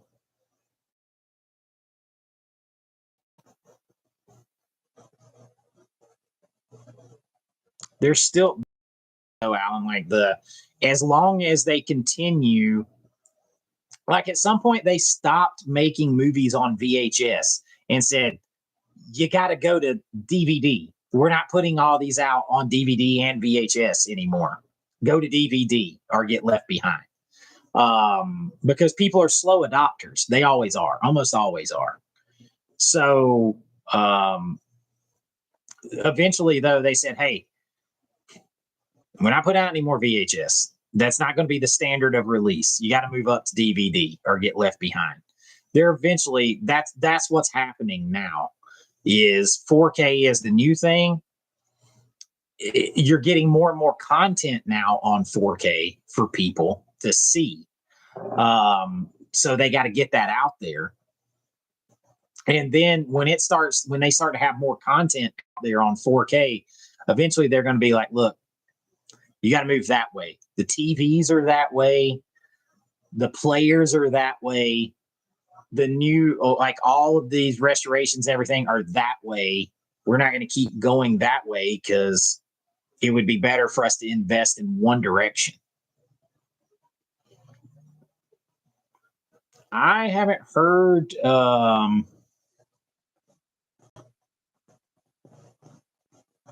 Tyler, I haven't heard anything. Somebody said they heard some rumblings about the cell, I think, but I haven't heard anything about TCM2.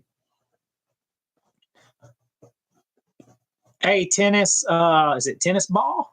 Um, I am just behind, man. I was out of town and I've had to come in and get work done. And my daughter had to go to the emergency room. She's costochondritis. Um, so like she was in a lot of pain, and it's just been a crazy few days since we got back in the town. I'm trying to get videos up too. So I'm just a little bit behind on my emails and mailing stuff out to everybody, but I promise to get that all out to you and return your emails.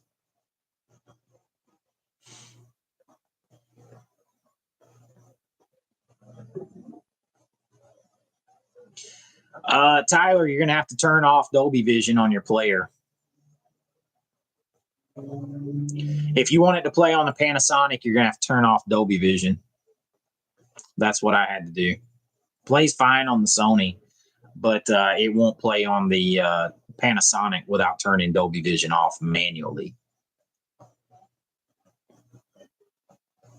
Hey, Nicholas, no problem. Glad you can stop by. Yeah, Vestron put out Blood Diner. I'm really hoping that Vestron moves to 4K. They're talking about doing it. I hope they move to 4K. For sure, Jason. If there's profit, they'll continue to make anything as long as there's profit. Mike Webb, what's going on?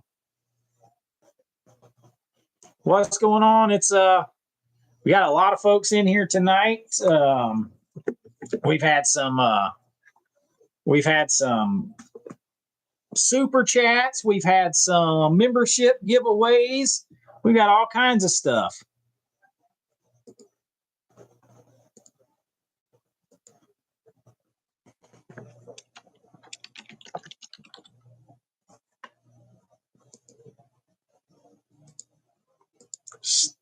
Start one more final goal. We'll see how we're doing out here. Is Trauma putting out 4Ks of Toxic Avenger? I haven't heard about that. BMG, I would buy the 4K of Maximum Overdrive so fast, smoke would be coming off my keyboard. I'm not even going to lie. So fast. Yeah, DVD players were expensive when they came out.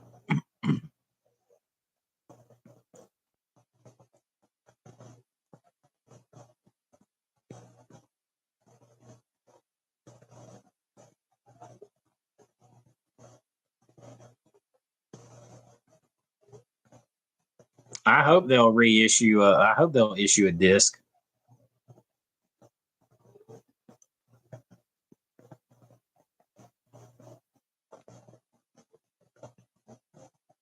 I mean, I would love to see Vestron because Vestron hadn't put out anything in a couple years, right? I would love to see them just do that whole line that they had in Blu-ray plus some new stuff in 4K. I know some people would be upset by that. Not me. I'd love all those movies in 4K.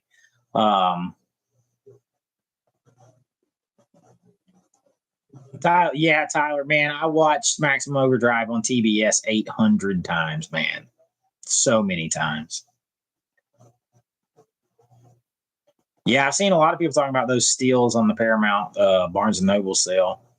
I never really got that much into Mission Impossible.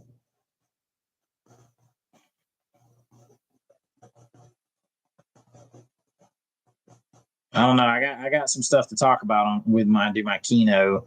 Oh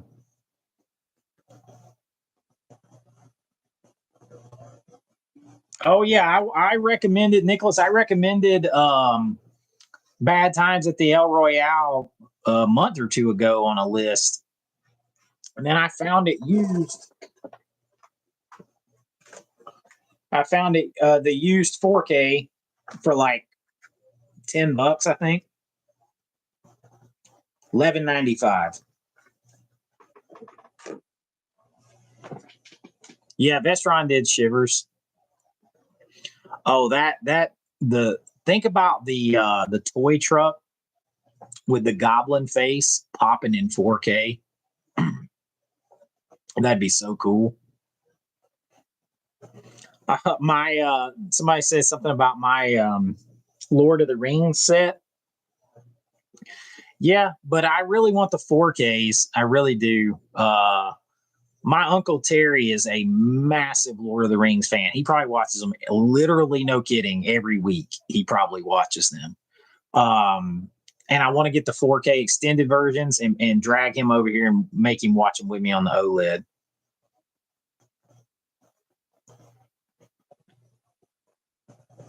Oh, is there, Alan? I need to go check that out. Amazon US 4Ks. I need to look out for some sales. That's for sure. Juanita, I don't understand any hate for Maximum Overdrive. And I know Stephen King himself didn't like it, but it's fun. I don't understand not liking that movie. Why so blue tube? Ah, you got to get on watching Maximum Overdrive. Oh man, you didn't have to do that. I appreciate it, Basement. Did I cover the vampires? He did a $5 super chat. Yes, thank you, my friend. Yes, I did cover Vampires Night Orgy on my Vinegar Syndrome first subscriber month review. So it's about if you look on my videos list, it's about a week or two back. I did it. I actually really liked it. Somebody said, yeah, Mr. Bloodline, there's actually no orgy in it. It's more like an orgy of blood. But yeah, I actually really liked it. And I really liked Curse of the Devil. Really liked it. Vampires Night Orgy was pretty good, though. Wait, what? Are you kidding me, Tyler? For all four of the Star Trek movies in 4K for $24?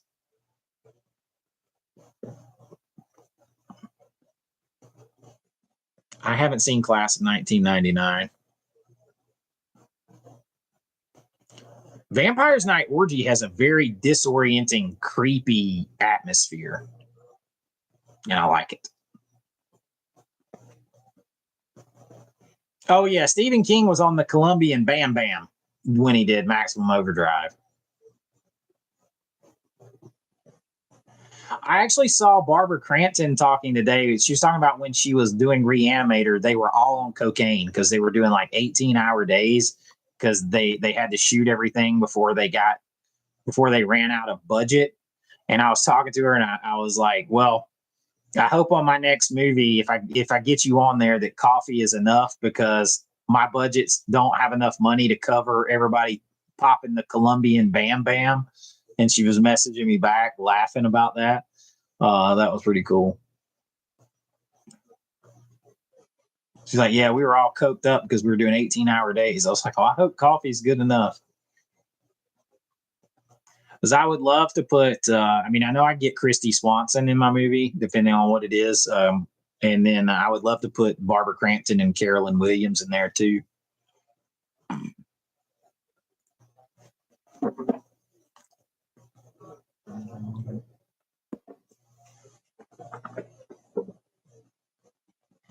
Yeah, the reanimator, because we're coming up on April already. I really, really, really kind of want to go back and see if they'll let me change my order and get the bigger one. Dude, that's look, you have to like you have to like Maximum Overdrive from the soundtrack. You've got Who Made Who. I mean, it's a whole AC/DC soundtrack. Who made who? Like, I mean, it comes on that way. I mean, it's the whole soundtrack is AC/DC. I've never seen any of the Lionsgate or the Den of Thieves movies.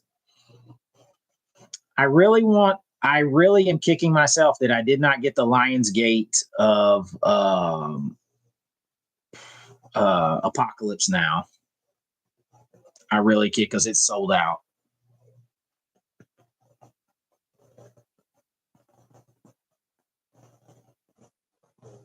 Hopefully, let's see if I got anything sitting over here to give away if we hit a target. If I got anything sitting over here I can give away if we hit our target or not.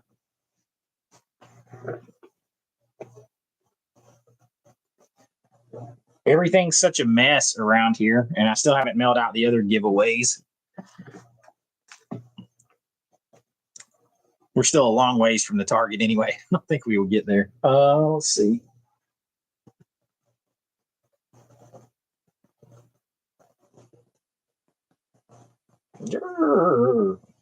I don't have anything set to give away tonight. I wasn't thinking about a giveaway tonight. Usually I always give something away. I wasn't thinking about it tonight.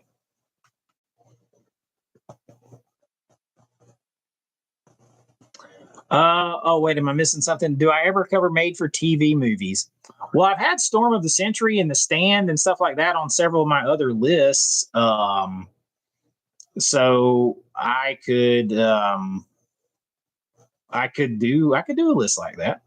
If anybody's interested, I could for sure do that. I promise next week I'll have something ready to give, one or two things ready to give away. You guys, normally I always try to give something away, especially if you guys are doing like super chats and stuff. Like, try to give something back. Oh man, Basement Movie Den just did 5 more AVA Pop Culture memberships. Dark Room Movie Reviews, Kinman, Dan Kinman, Cozy, Daniel Tarsons, and Michael all got one. Gifted a membership. I appreciate that. Welcome to the Pop Culture family. Get back there and watch some stuff. Oh yeah, Duel was on a recent. I got Duel up here somewhere. Thank you so much for that, man. I really do appreciate that, Basement Movie Den. I really do. I love seeing it grow. It's so crazy, like, because after I do a live stream or two, like all of my members go up and there'll be like 100 and something, and then a lot of people, they don't even know, or they forget about it and they don't renew. So some people don't stay members, so it'll go like 120, and then it'll go to like, I got about 65 of you guys who stay there, 65 of you guys who stay there, and the rest it goes like up and down, up and down. So I'm always like, okay, trying to one at a time figure out who to put on my members list on the screen. Duel is a great film. Duel is good. Yes, Dark Knight of the Scarecrow was on one of my lists. That's right, Tyler. Yep.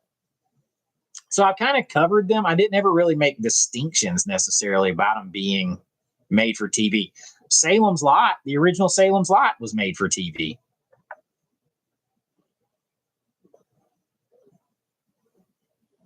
You were going to add more. I appreciate it, Basement Movie Den. You sure did. Said it was going to add more members to your credit. Get your name in lights. That used to be the old thing when I was a kid. Go to Hollywood, get your name in lights, baby. The dual 4K looks great. It surely does.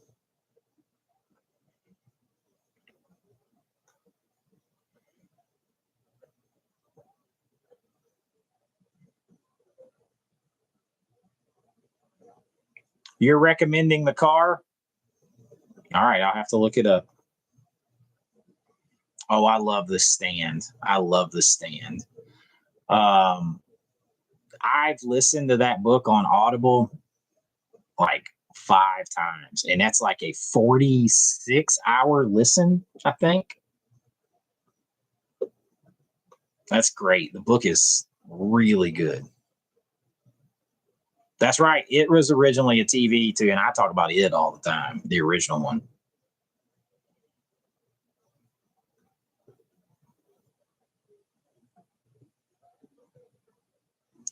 Well, William, it's like Spielberg said to get he said to get the job for Jaws, he told him to go watch Duel.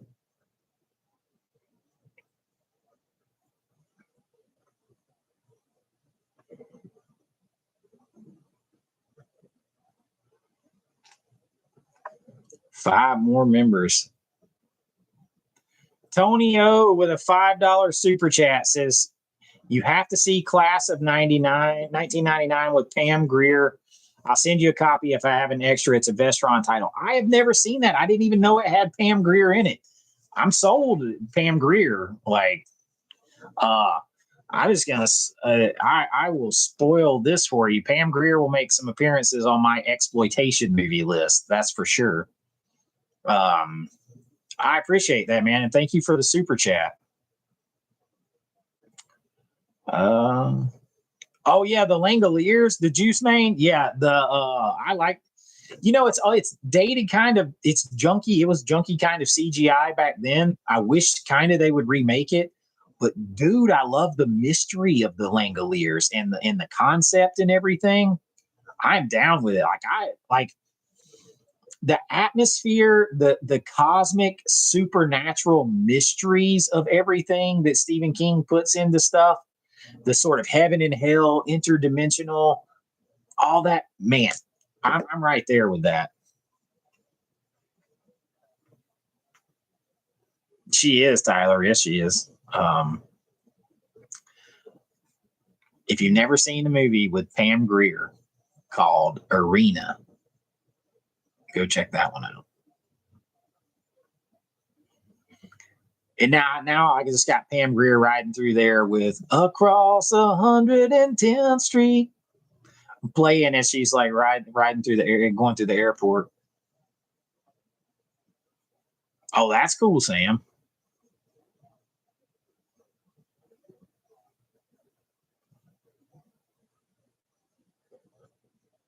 Vicious Fun on Shudder. I haven't seen that one.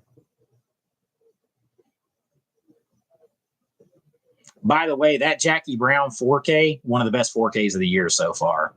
Nobody seemed like they were interested in me reviewing it. Dude, it is one of the best I've seen this year so far.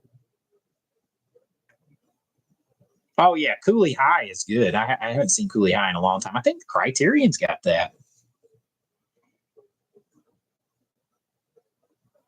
Yeah, Alan, you got the Blu-ray curse. Oh, the guy tearing the paper, Bronson Pinchot. I mean, he starts to look so rough by the end of that movie. I'm with you.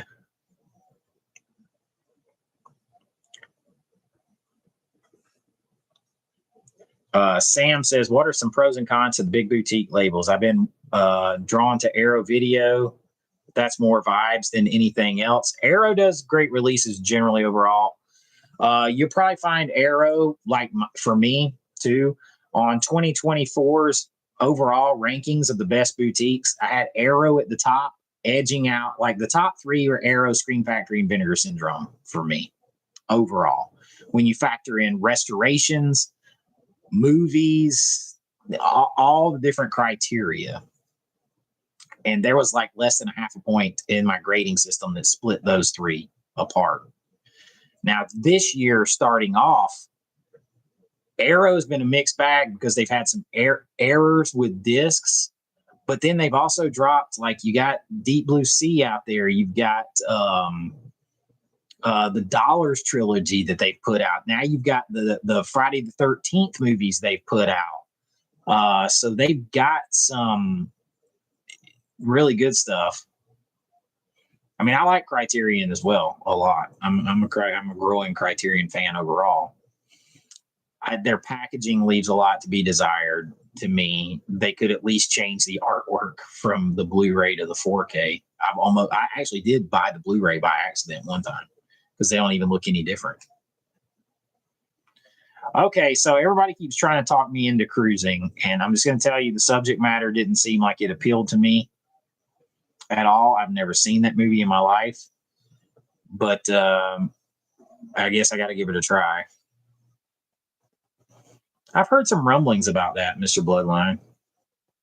I love a good Arrow Chunky box. I do love a good Arrow Chunky box. But I feel like overall, like as a kid that rented movies like in the 80s and stuff like that, Scream Factory Shout Studios and them and who else was it? They really put out a lot of stuff that I remember seeing in the video rental store a long time ago. Shout/Screen Factory, and then like the Code Red and Scorpion that aren't around anymore, they did too. But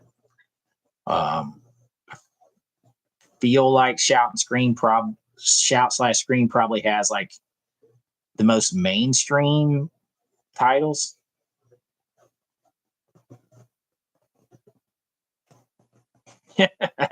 Cruising DVD.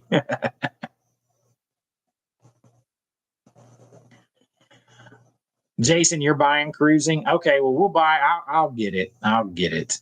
I mean, I guess I'll get it. I can't be the only one out here not seeing it. I got it. To have an informed opinion, to tell you I think it sucks, I got to see it first. So, and then see if it does suck. Yeah, why so Bluetooth? I mean, they went all in. They did that with outside with leather and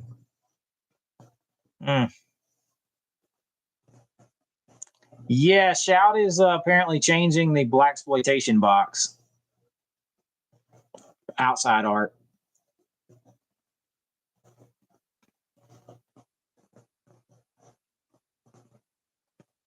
There is I think it's a DVD box set of the Police Academy from Shout. It might be Blu-ray. Damn, Jason, I don't believe I told that. But damn, brother, I don't believe I told that.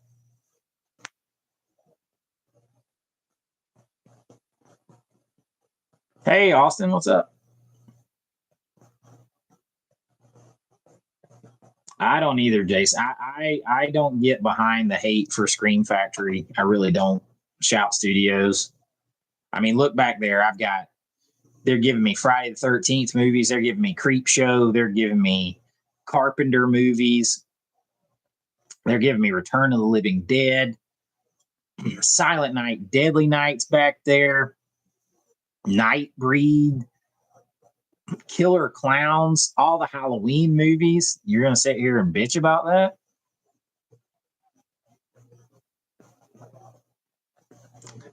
Oh, Alan, what'd you say? Is it wrong to download a movie illegally to see if you like it first? I've never been a movie downloader of any kind. Everybody always asks me, do you back up your stuff digital? I don't. I never have. I probably should, but it's just more time that I don't have. I mean, what you decide to do is what you decide to do. I'm not here to judge anybody.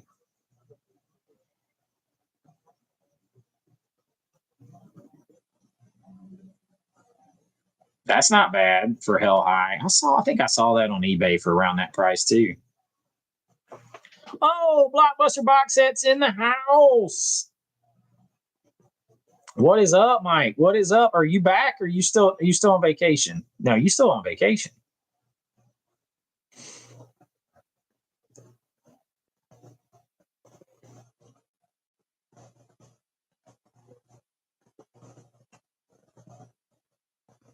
Yeah, Becca, that was sad about Michelle Trachtenberg for sure.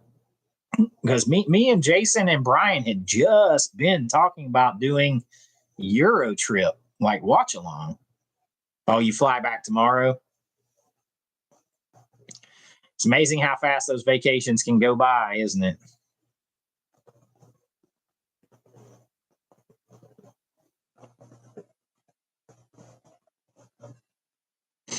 Yeah, that Screen Factory Friday 13th collection, there's something about that. And when you start watching them, like having them in that set just kind of gives you this momentum and vibe to just like watch them all. Like, I don't know, it just gives it's something about having that cool set. Oh, yeah, I loved Buffy, and, Michelle Trachtenberg was in that. Blockbuster box sets. I was talking about on a video I recorded today. I'm not sure when it'll be out. Like stuff that some of my targets I'm looking to get. One of them, I'm trying to get every Marvel movie 4K steelbook that Best Buy put out before. So they're all going to be out of print, obviously. Because then I got to get your Marvel stuff that's upcoming and slide them steelbooks in there.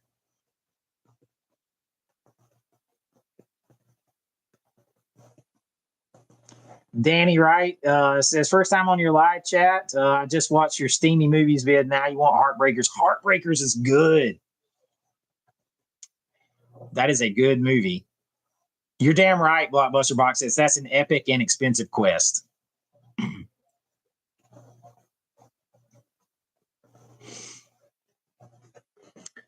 All the you can get them. You can get all the Best Buy steelbooks out there on, Amazon or eBay. If money was no problem, you could do it in a day. But I don't have the money to throw down like that.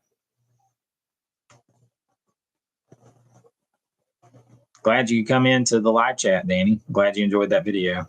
Heartbreakers is a high recommend. High recommend. I've never bought anything from them Blockbuster box sets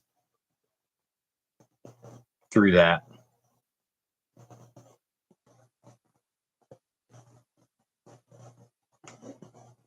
The Incredible Hulk 4K. That one's going back a bit longer.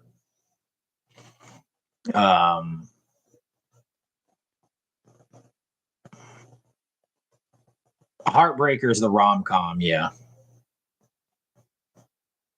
Yeah, Gene Hackman is in it. Yep. I don't think you're ever even going to notice it, William. I really don't.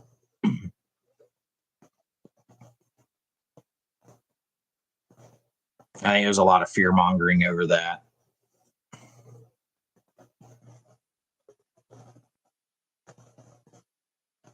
Did you, Tyler? I've always wondered. I always felt like it was like suspect.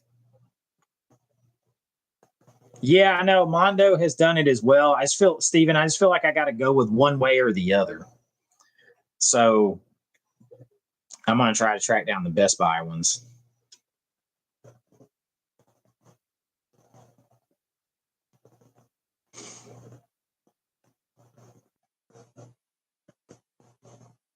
Blockbuster box sets. Do you have that? That one, is that one Hulk in your phase one? Do people consider that officially part of phase one? I know it's they put it in there.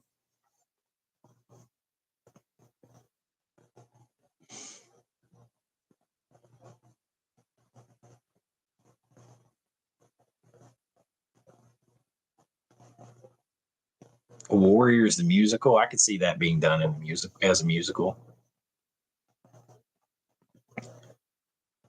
I guess it would have to be the Hulk with Edward Norton. That's the one is that the one that's considered officially part of phase one?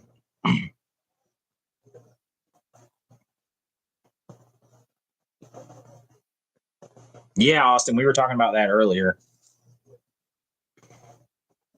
Who knows when we're going to get it, though? Oh, yeah, the Faculty 4K was a day one buy for me. Oh, the Outsiders musical, that would be good too. I would like that. I'm not opposed to. I like musicals. All right.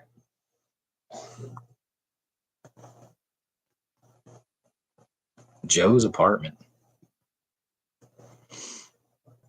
I'm a fan. I like Phantom of the Opera. I'll tell you, I think that The Greatest Showman is underrated. I enjoy that movie. Dude, I'm with you, Tyler. Lou Ferrigno is Hulk to me.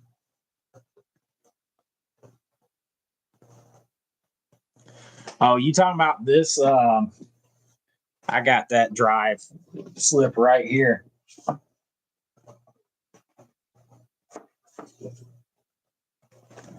That is bad to the bone.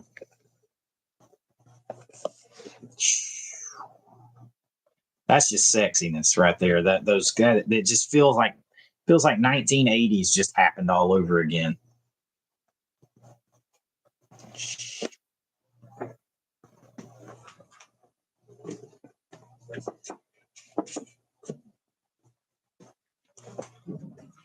Yeah, that's a really cool. Oh, why so Bluetooth? You've never seen The Greatest Showman? It's good. It's good. It's some of the like. There's a choreographed scene with Hugh Jackman and Zac Efron and a bartender who's actually the choreographer on the movie. I know from filming how hard that had to be to film, had to be just this side of in freaking possible. And then their performances, dude, good movie. Good movie.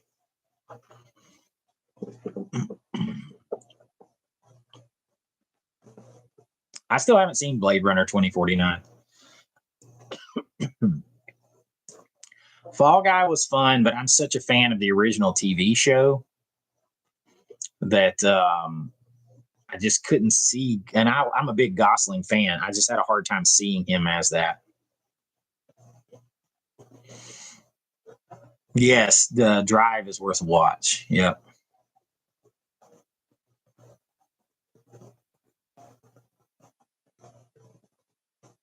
Just got Trick or Treat on there's still 96 of us in here, 78 likes at the 2 hour mark. Dude, the elevator scene in Drive. Good grief. Yeah, Lee Majors. And his intro song, Lee Majors sang the intro song that's way better than the one they had Blake Shelton redo and make into a romantic song. The Unknown Stuntman, go listen to that full theme song. And they had to change words because it wasn't politically correct anymore. I'm going to try my best not to sing it, Risha. Every time I talk about the Fall Guy, the Unknown Stuntman, the theme song, it gets stuck in my head forever. And I start singing it. Well, I'm not the kind to kiss and tell, but I've been seen with Farrah. You see, they had to cut out the words where he says, I've never been seen with anything less than a 9. So fine. That wasn't politically correct. So Blake Shelton on the redo had to take that out. No, nobody wants to hear me sing. Yeah, Marky Post, Heather Thomas. Oh, Ben, thank you, man. I appreciate that. $5 super chat from Ben. It says, thanks again for sharing your movie knowledge with us, man.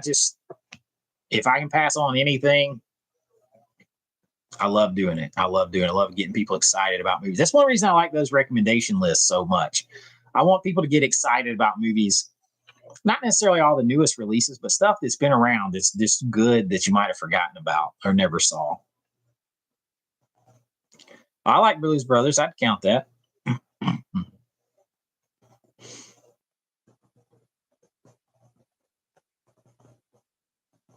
Oh, I like made for I like the kiss in there for sure. Oh, am I going to do a video about Crocodile Dundee?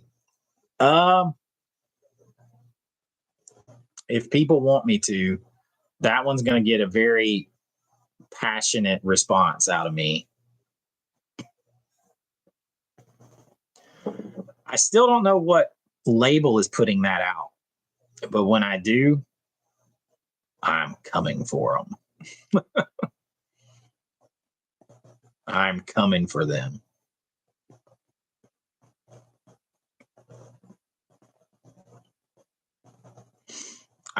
Sam, I haven't been following that.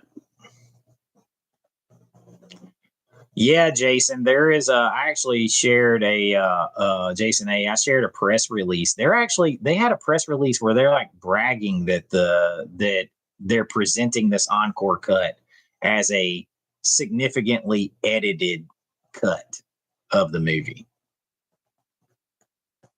Like, what the huh? Yeah, that original Fall Guy, Edward. Yep.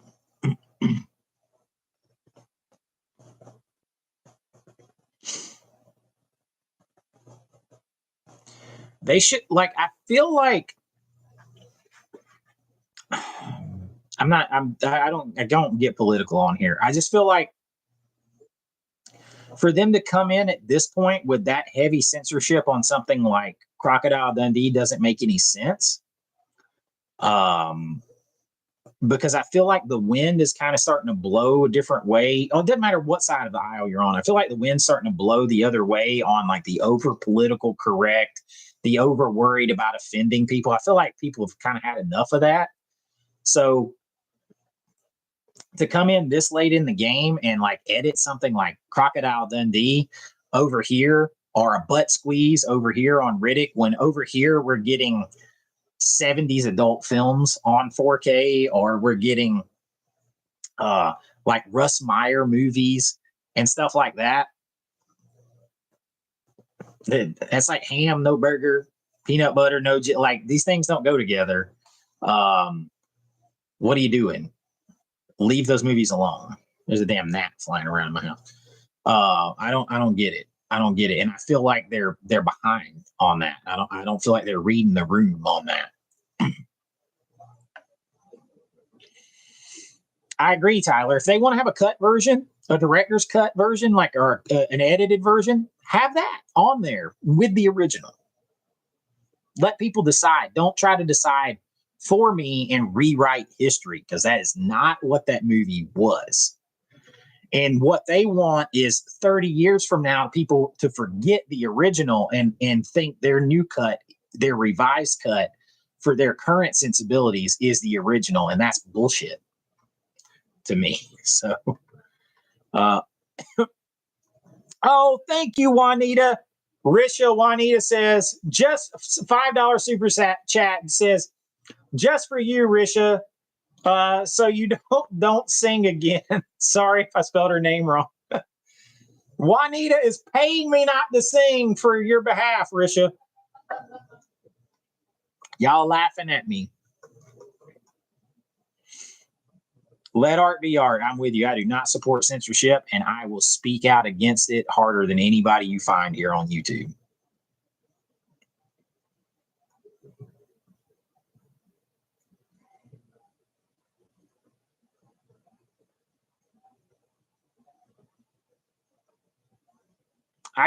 The Juice Man. I by that way that name, the Juice Man. Got the juice, man. Yeah, I don't understand how you're gonna censor a PG-13 movie. So like, they're gonna take out where he grabs the crotch of the cross dresser. Let's just say that. I don't know what I'll get flagged for saying on here. Where he grabs the crotch to see if it's a woman or a guy, and he does that a couple of different times in the movie.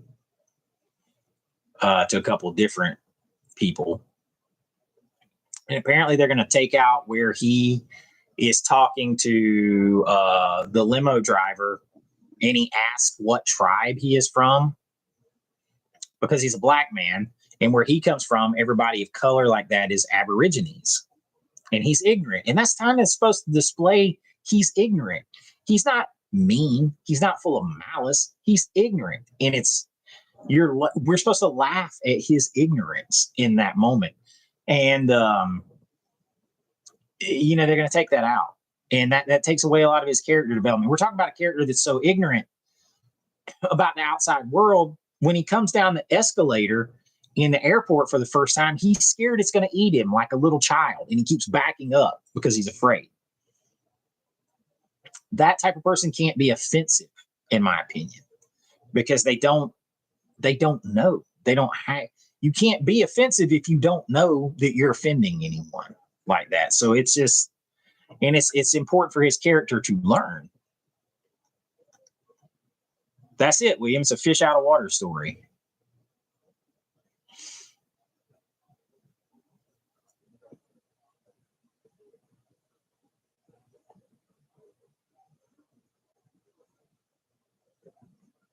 Yeah, Greg. Yeah, Linda Kozlowski looked pretty hot down there by the water in her extremely tiny 80s style G-string thong getting water.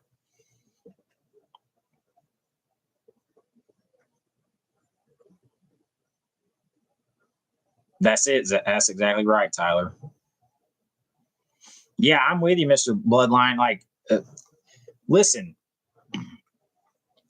if I make a movie that offends, in my opinion, if I make a movie that makes you laugh, makes you scared, makes you cry, makes you happy, offends you, makes you angry, any of those emotions, I have done my job. It's supposed to make you feel something.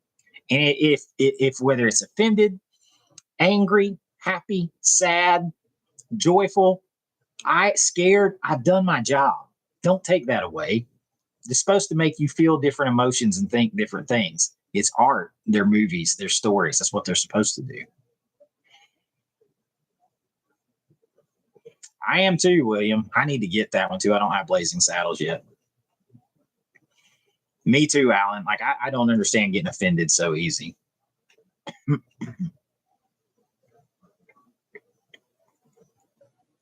Exactly, Juanita. A lot of the editing that's being done for the censorship, is for people that was never going to buy them or watch them anyway.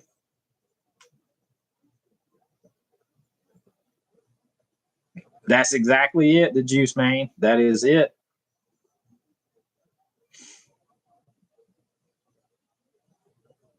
No, it never could be made in this atmosphere, but I think we're starting to move back to an atmosphere. Like, I think even people who were for all that stuff are that stuff has an inevitable shelf life because you can never be politically correct enough, non-offensive enough. It will just always keep escalating.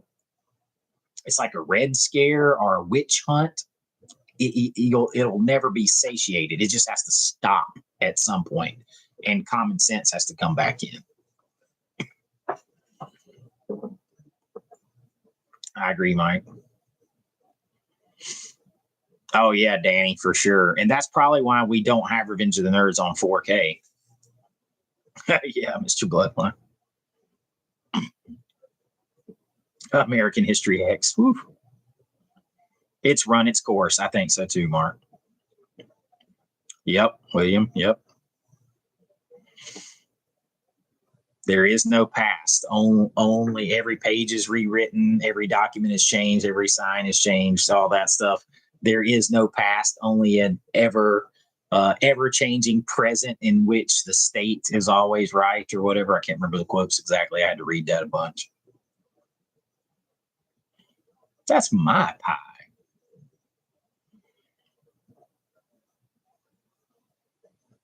Yeah, they probably wouldn't even make American Pie today.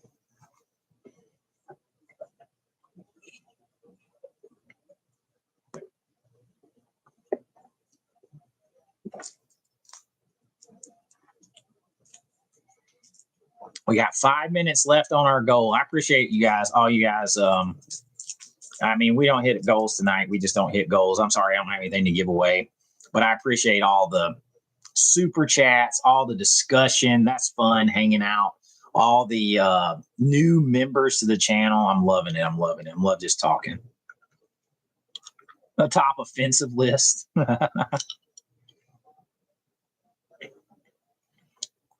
Danny, Tubi, I noticed when I watched some of these movies for my list, like the cheerleaders, Tubi edits a lot more than people realize. A lot more.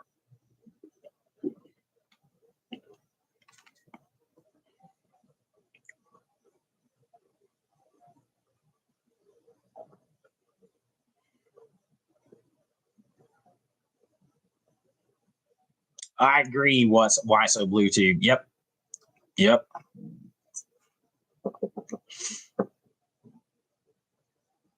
Me too, William. I mean, um,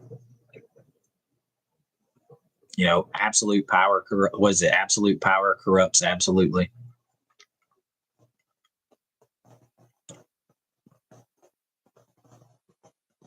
Oh, I haven't watched Sorority Babes 2 on there. But I mean, the cheerleaders, that cheerleaders was still a very hard R. But I've seen that movie before. So I know what you should see and what you can see in some places and then what you didn't see on Tubi. That's part of the reason I want to go back. And I don't own any of these yet. I don't own any Code Red Blu-rays. I don't own any Scorpion releasing Blu-rays. That's another big errand I'm going to try to do. I'm going to try to go back. They're all out of print because those companies aren't around. I'm going to go on Amazon or eBay, wherever I got to go. And I'm going to try to get them all eventually that I can get. Because they put out the uncut versions of all that stuff that's on Tubi and stuff like that. And I want to preserve it that way. Do you, Danny? Look, I was on eBay earlier today. I made a list of targets that had passed me by, things that I'm still hunting. I got a whole video about this stuff that I'm talking about. And like every one of those then go look at how much Code Red Blu-rays and Scorpion releasing Blu-rays go for. It's an expensive long-term endeavor.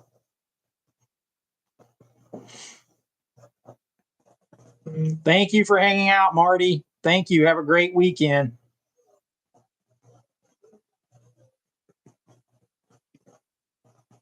Until Fox bought them, which is Disney.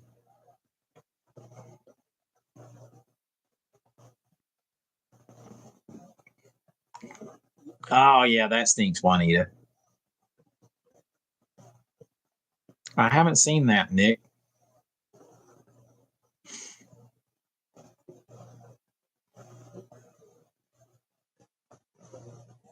A lot of stuff is cut. And then see that to me, that's part of the problem with cutting movies so much is like I said, 20 years from now, they want you to think that cut version was the real version. And that changes where we came from and all that kind of stuff. It changes the time that's marked, the art at the time of creation. And it changes a progress line. I'm not trying to get too deep here, but it's a lot of badness that with changing things retroactively. It's kind of the equivalent of trying to you make something a law today. Like today, the road out by your house is suddenly a 25-mile-an-hour speed limit, so they retroactively give you a ticket for running 35 miles per hour yesterday. You can't do that. Oh, okay, William. I haven't heard anybody talk about Hamburger Hill in a long time. That's a good war movie.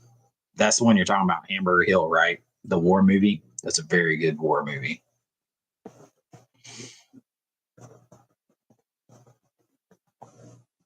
They should always have to say it's censored. That's for sure.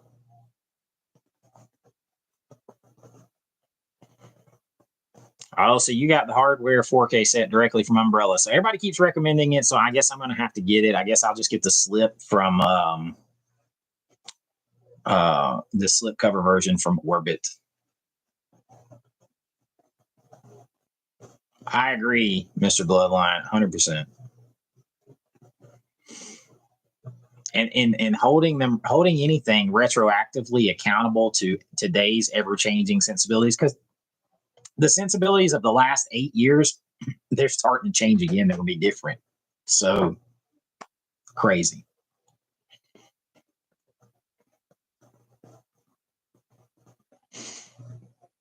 And see the inconsistency there too. You're talking about beeping the N word or getting rid of the N word in the French Connection. But go watch Pulp Fiction. They don't beep anything there.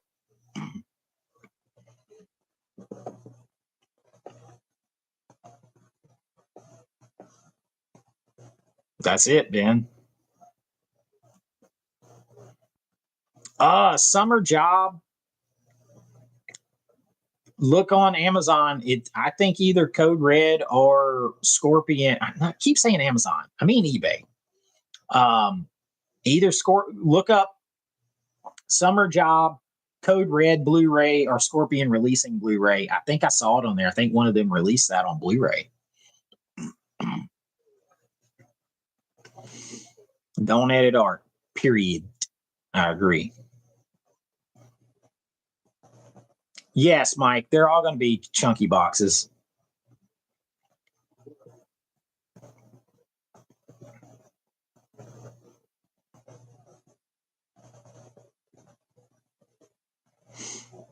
That's weird. Why so blue too? Oh, I still haven't seen that.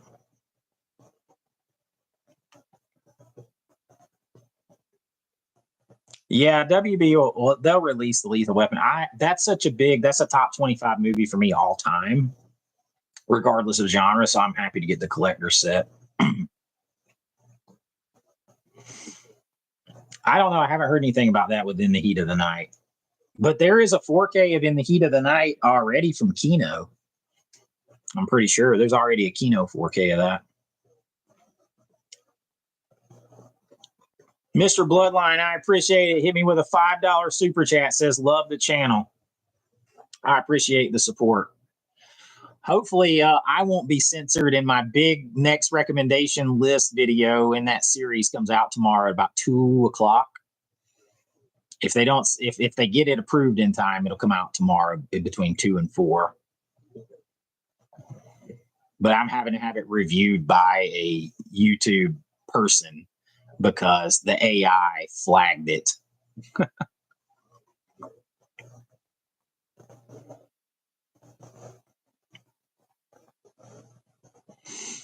You know, it's funny. Every time somebody talks about In the Heat of the Night, I'm from Georgia. I grew up with TBS. If any of you are in here that know what I'm about to say, I don't think of the movie. There was a TV show, In the Heat of the Night, and it was filmed in Covington, mostly in Covington and Conyers, Georgia, about a half hour from where I lived most of the time. I think of that TV show.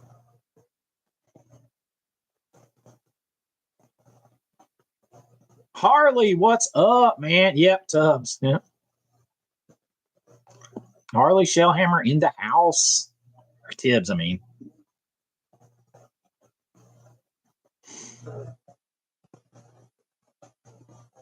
You watch Space Invaders? Huh? You saw the TV show too? Yeah, you live close. Yeah. I think of In the Heat of the Night. I think of the TV show with Carol O'Connor too. Yeah, Archie Bunker.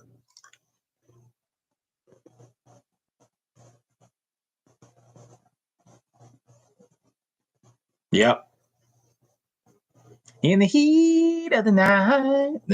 Yeah, you used to come on all the time.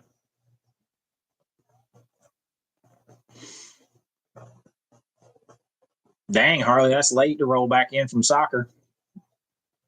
Glad you can stop by. Yeah, we're going to go a few more minutes here. We've been hanging out for a couple of hours. Yeah. They've always filmed a lot of movies here. But over the past, 12, 15 years, they've filmed almost every single Marvel movie's been filmed around here, right down the street. Oh, Mike Webb, I appreciate it, man. A $5 super chat. He says, I agree with Mr. Bloodline. Love the channel. Keep doing what you're doing, man. I super appreciate that, man. It means a lot to me.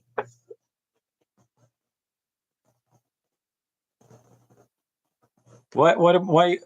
Oh, because I'm singing? I'm like, wait, what'd I do? I'm singing, sorry.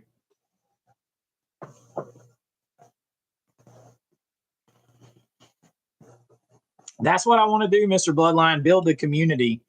I can always tell people that are new here because my lists take off sometimes. And they will tell me, they'll say things like, you talk too much. Just hurry up and give me the list. I don't want to hear your thoughts on the movie. Just give me the list.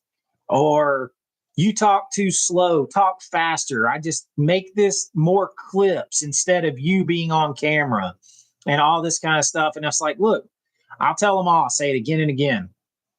If you're looking for AI style lists like Watch Mojo, or you're looking for lists where people at the start of it, they might have big channels, but they're like, in 90 seconds or less, I'm going to tell you about each one of these movies. And all it is like kind of no thought, just grabbing stuff off of IMDb and reading out like the IMDb information and kind of trying to put your spin on it and moving on as quick as you can. That's not what we do here. It's about the movie's place in pop culture relevancy, in nostalgia, what it means to me, how I connect to it, how you connect to it, my thoughts on it, why you might like it, why I like it. Those kind of things, context and fun, community and discussion and hanging out. That's what we do here. That's what we do here.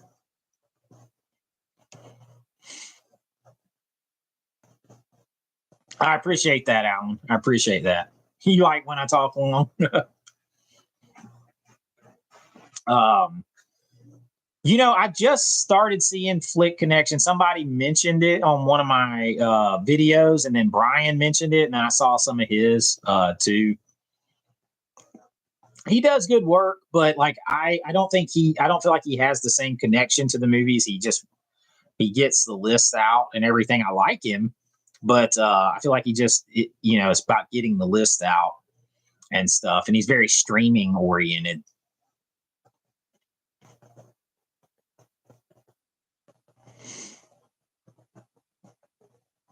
I appreciate that, Mr. Bloodline. That's the kind of thing I want: community, people to hang out. I started this channel because I needed it to talk about movies with people because they mean so much to me. And that connecting to that connects to nostalgia and happy points in my childhood, in my life and stuff. And that's how you make a bond with movies and people and community over film, is what it means to you, not just by hurrying up and getting to the next thing. Fuck that. There's enough of that.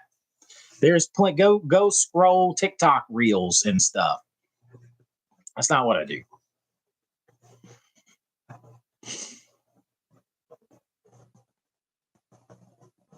Oh, you're from Southern Illinois. I talk like you. I love it. I mean, like, yeah, I tell people like I'm from the South, man. We're storytellers. I'm a movie writer. I write.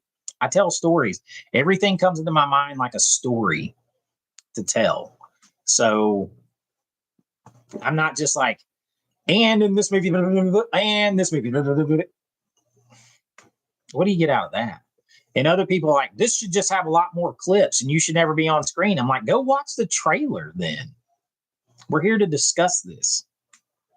Not to mention the fact you can't always just play all the clips you want. You get copyright flagged. Dude, that means a lot to me, Mike. I really do appreciate that. He says, without a doubt, the best movie channel on YouTube. I appreciate that. The other thing I try to do here, I'm sure you guys noticed, I made a rule with myself when I started doing this that I would do everything: news, 4K reviews, opinion stuff, lists, recommendations, because I like it all. There's a lot of people that just kind of do one thing. I'm going to do it all because I like it all. And I can tell like certain people like certain things better. Like I could probably just do lists every day and have a much bigger channel. But I don't want to do that. I don't want to do that. I like doing them, but I don't want to do them every day. There's too much other stuff I want to talk about.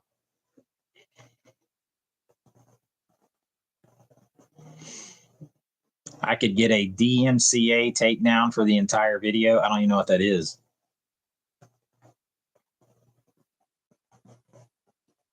I appreciate that, Sam.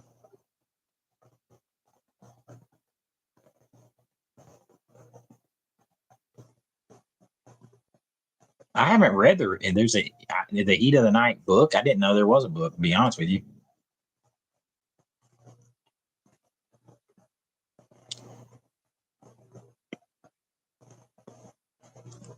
Oh, I appreciate that, Juanita and Mike. I really appreciate that kind of thing. Means a lot.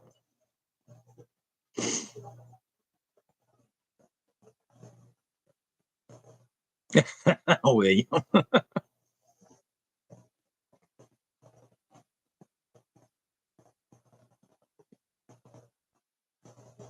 I appreciate that, Nicholas. Like, I mean, I could talk bit rates and all that stuff. First of all, I'm not a big believer they make that big a difference. I've encoded too many movies in my life. It, they matter, but they are also affected by how you shot. If you shoot outside in the daylight, a lot of daylight scenes, chances are you're gonna be able to sustain a higher bit rate when your movie gets encoded.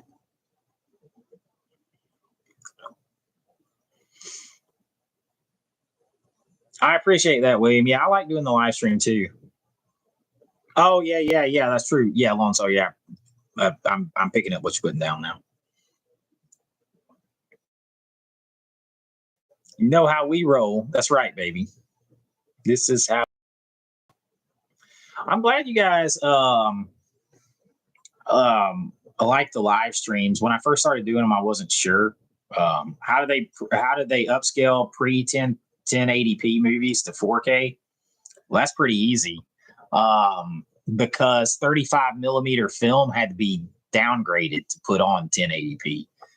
35 millimeter, as it sets most film, has a resolution of 5.6 to 6K on average. 35 millimeter film. So back in the day, before DVD and all that kind of stuff, as long as in time of memoriam, you can go to a website called Shot on What.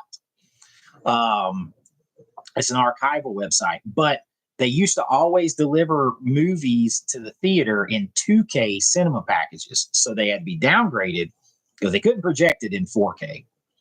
So basically, every movie you ever watched that came from film had in excess of 5K resolution, and they just downgraded it to put it on VHS tape or DVD, Blu-ray. Now what? And they're bringing the resolution back out of it. Still not at its top. Most of them can go higher than 4K because Cinema 4K is 4096 anyway. It's higher than Ultra HD 4K. So it was sitting there. That's the short story.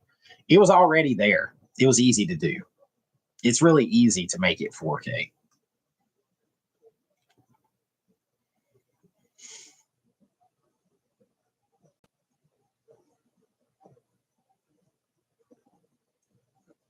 Oh yeah, Tyler, the Merkins conversation.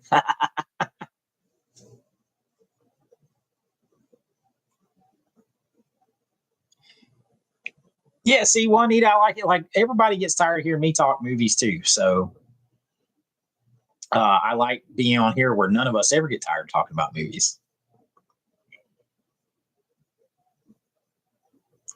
Well, when they do the restoration, Nicholas, what that is so you start with the film. I've actually worked on these before. So you start with the film and you fix anything inherently wrong on the film itself that you can fix. Once you've done all that, you scan it through the machine. There's different ones that you can do, different machines. Some swear by different ones, everything else, but you scan them in the machine at the resolution that you want to come out. That's literally kind of like if you scanned a piece of paper on a scanner, a printer scanner, so that you could put it on to your computer. That's kind of what you're doing. You're taking that film and scanning it and putting it into a digital space. Now, once it's there, you can continue the restoration digitally, fix even more stuff, do the new color grade, the new color correction, the new Dolby Vision grade, the new HDR grade. You can do all that now. So the restoration is on the front and the back end. But sometimes they may have to de-warp a film. De-warping a film could be $15,000-$20,000 in cost, just de-warp it so that it'll even go through that scanner. So, and that's a whole other process to straighten the film. So all that restoration takes place in the front, then the scan, then digital restoration continues. Oh yeah, you're going to get cigarette burns. Alizing, like alazing, however I can never say it right. Um, you can actually fix softness in some shots, in some cases. There's all kinds of stuff you can fix: scratches, hairs, burns, chroma leaks, any of that kind of stuff. Yeah, it could easily be 20K if the whole film is warped. Because if you ever seen a 35 millimeter film, a whole movie might be a half a pallet of canisters. It might be 6, 7 canisters, 8 canisters of film to make that one movie. And it's like however long it is. I forget how much depending on how much you get per foot, how much time you get per foot of film. So you might get, if you're lucky, you might get a couple of minutes per foot or so of film.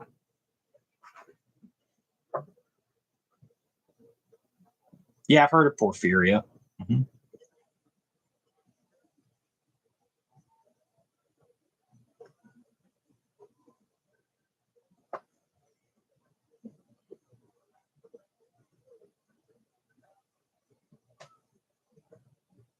Oh, yeah, Mr. Bloodline. Yeah. So, Harley. Yeah, Harley.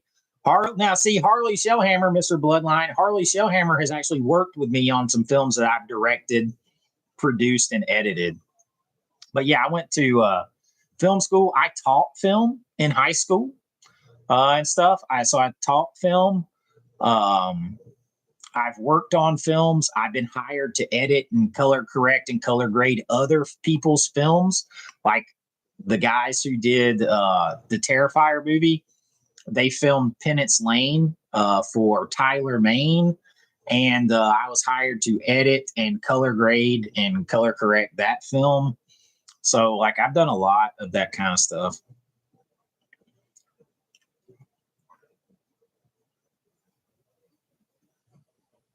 Me too, Mr. Bloodline. That's why I'm a big film preservationist. Big time. Big time. Seb, I still haven't seen Saturn 3.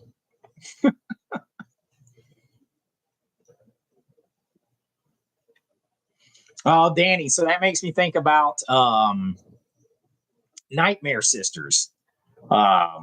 They used every scrap that they could of film to make that movie, and they basically made that movie in a weekend.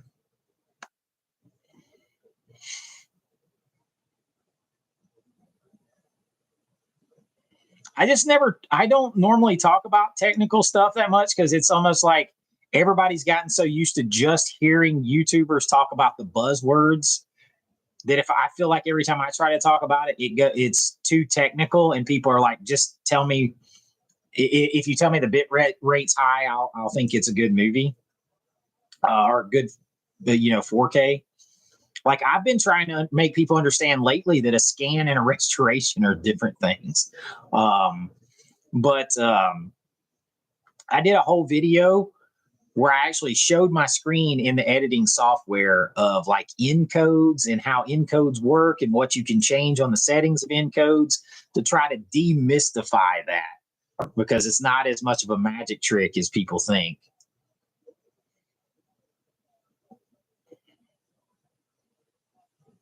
I love, like, see, I bought this whole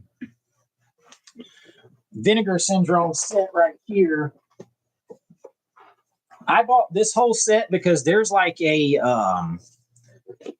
2 or 3 hour like documentary or something in here on how they restore films, the whole restoration process of it all, and like it's like continuing education for me. So I love it.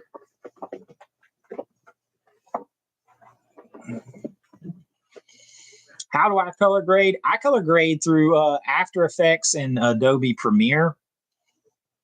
And I mean, over the years, I've set up a lot of LUTs and cubes. That's called LUTs or lookup tables, which are basically just color designs that you lay over the top of footage once you color correct it.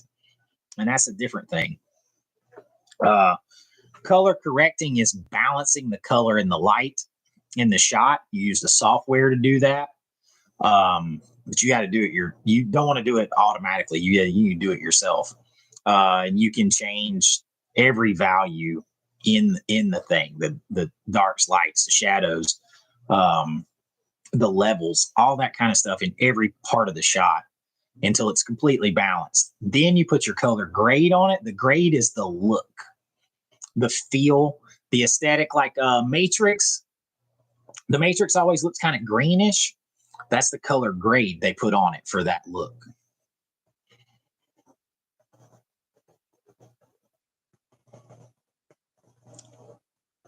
Oh yeah, I like the Fly. You know, I've used DaVinci Resolve some, but the problem is I've used Premiere for so long because I moved from Avid because I'm old, and Avid used to be the thing that you had like in school and stuff. And I moved from Avid to Premiere, and they're very similar. So I'm like just a creature of habit now. I hate Premiere a lot of the times. It's so buggy, but it works seamlessly with After Effects, which almost every studio in the world uses, and Photoshop. That I'm just used to it. I can't make myself go over to DaVinci Resolve. I tried.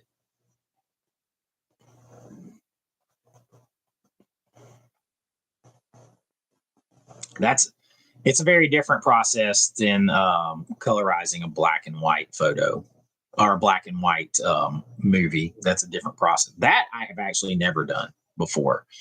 I used to see it back in the day, color by colorization, and they're going to use they're going to take the film and they're going a print of the film. Usually, they're not going to destroy the negative to do it, and they're going to take a print of the film and they're going to use like a 3-strip or a 2-strip process and color it that way. And yeah, I've never been a part of doing that, but that's very different. It could be done digital. I can do it with a photo. I'm assuming this process would be pretty similar.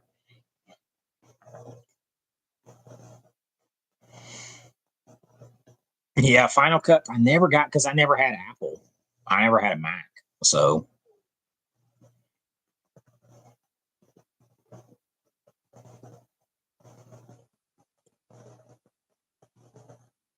low budget stuff is like my stuff. It's like I told Barbara Crampton, I'm like, we don't have the money for the Colombian Bam Bam. You're gonna have to drink coffee on my set.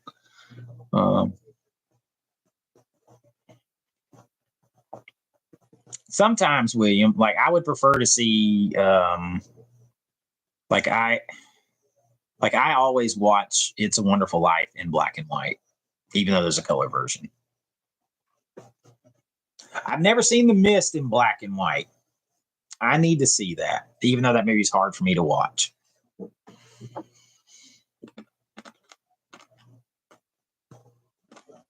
Can I show you the Fly box set? Sure.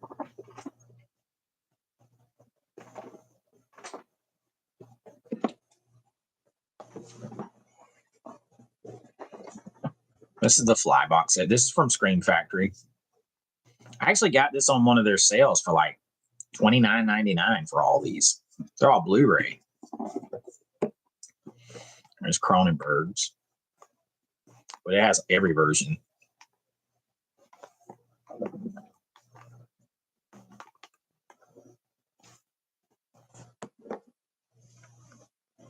Oh, that's the Fly too. Not bad. There's the Fly. I think they still have it, Seb. You can get it pretty cheap usually. It's pretty cool. I imagine at some point they'll do a 4K of the Fly.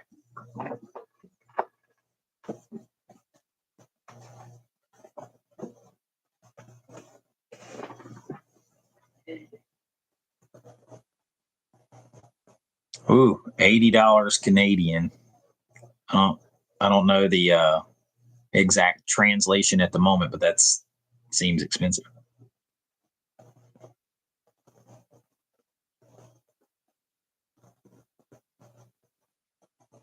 Yeah, watching the Mist is hard, very hard. Um, but I'd like to see it in black and white.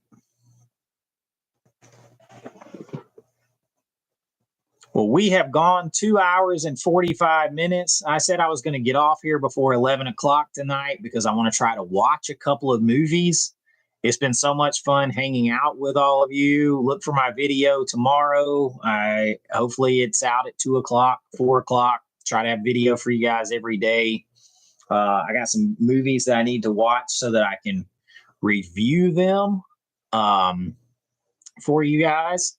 If anybody's interested, I can review this one too. I know my man Daniel Cobwebs did a review of it as well. I have not read the short story of The Mist. I appreciate you all hanging out. This is always so much fun. I can't believe there's still 80 of us in here this much time later. It's crazy. But I've had a blast. I got a stack of movies to watch. I got some stuff planned to review for you all. And I'm going to go over here and chill out and watch some movies. I suggest you all do the same. Any teaser to what the vid is? Tomorrow's vid is a list recommendation video. One of my hopefully another big one that helps the channel grow. It's been so much fun hanging out with you all. I got some hunt videos, chasing the wild videos coming up. Subscriber unboxing the stuff you guys have sent me. I got some other just general talk. I'm going to go over stuff, my Scream Factory collection, my Criterion collection. I got all kinds of stuff coming. There you go, Mr. Bloodline. That's the way. This is the way. See y'all, BMG, Tyler. Appreciate you hanging out the whole time, brother. Thank you all so much. Have a good night. Joe Bob Briggs is still on for a couple more hours. Premiere tonight of The Last Drive-In. I probably pop that on for a few minutes before I get into another movie. Have another margarita, Mike. That sounds like a plan. And you guys know the drill. Till next time. Be kind, rewind like always. It's Chase with AV Pop Culture, and I will see you all real soon. Bye-bye. Bye, Eli. Eli coming in under the gun. Bye. See you later. Thank you for hanging out. Thanks, Harley. Good night, man. Good night, y'all. Bye-bye.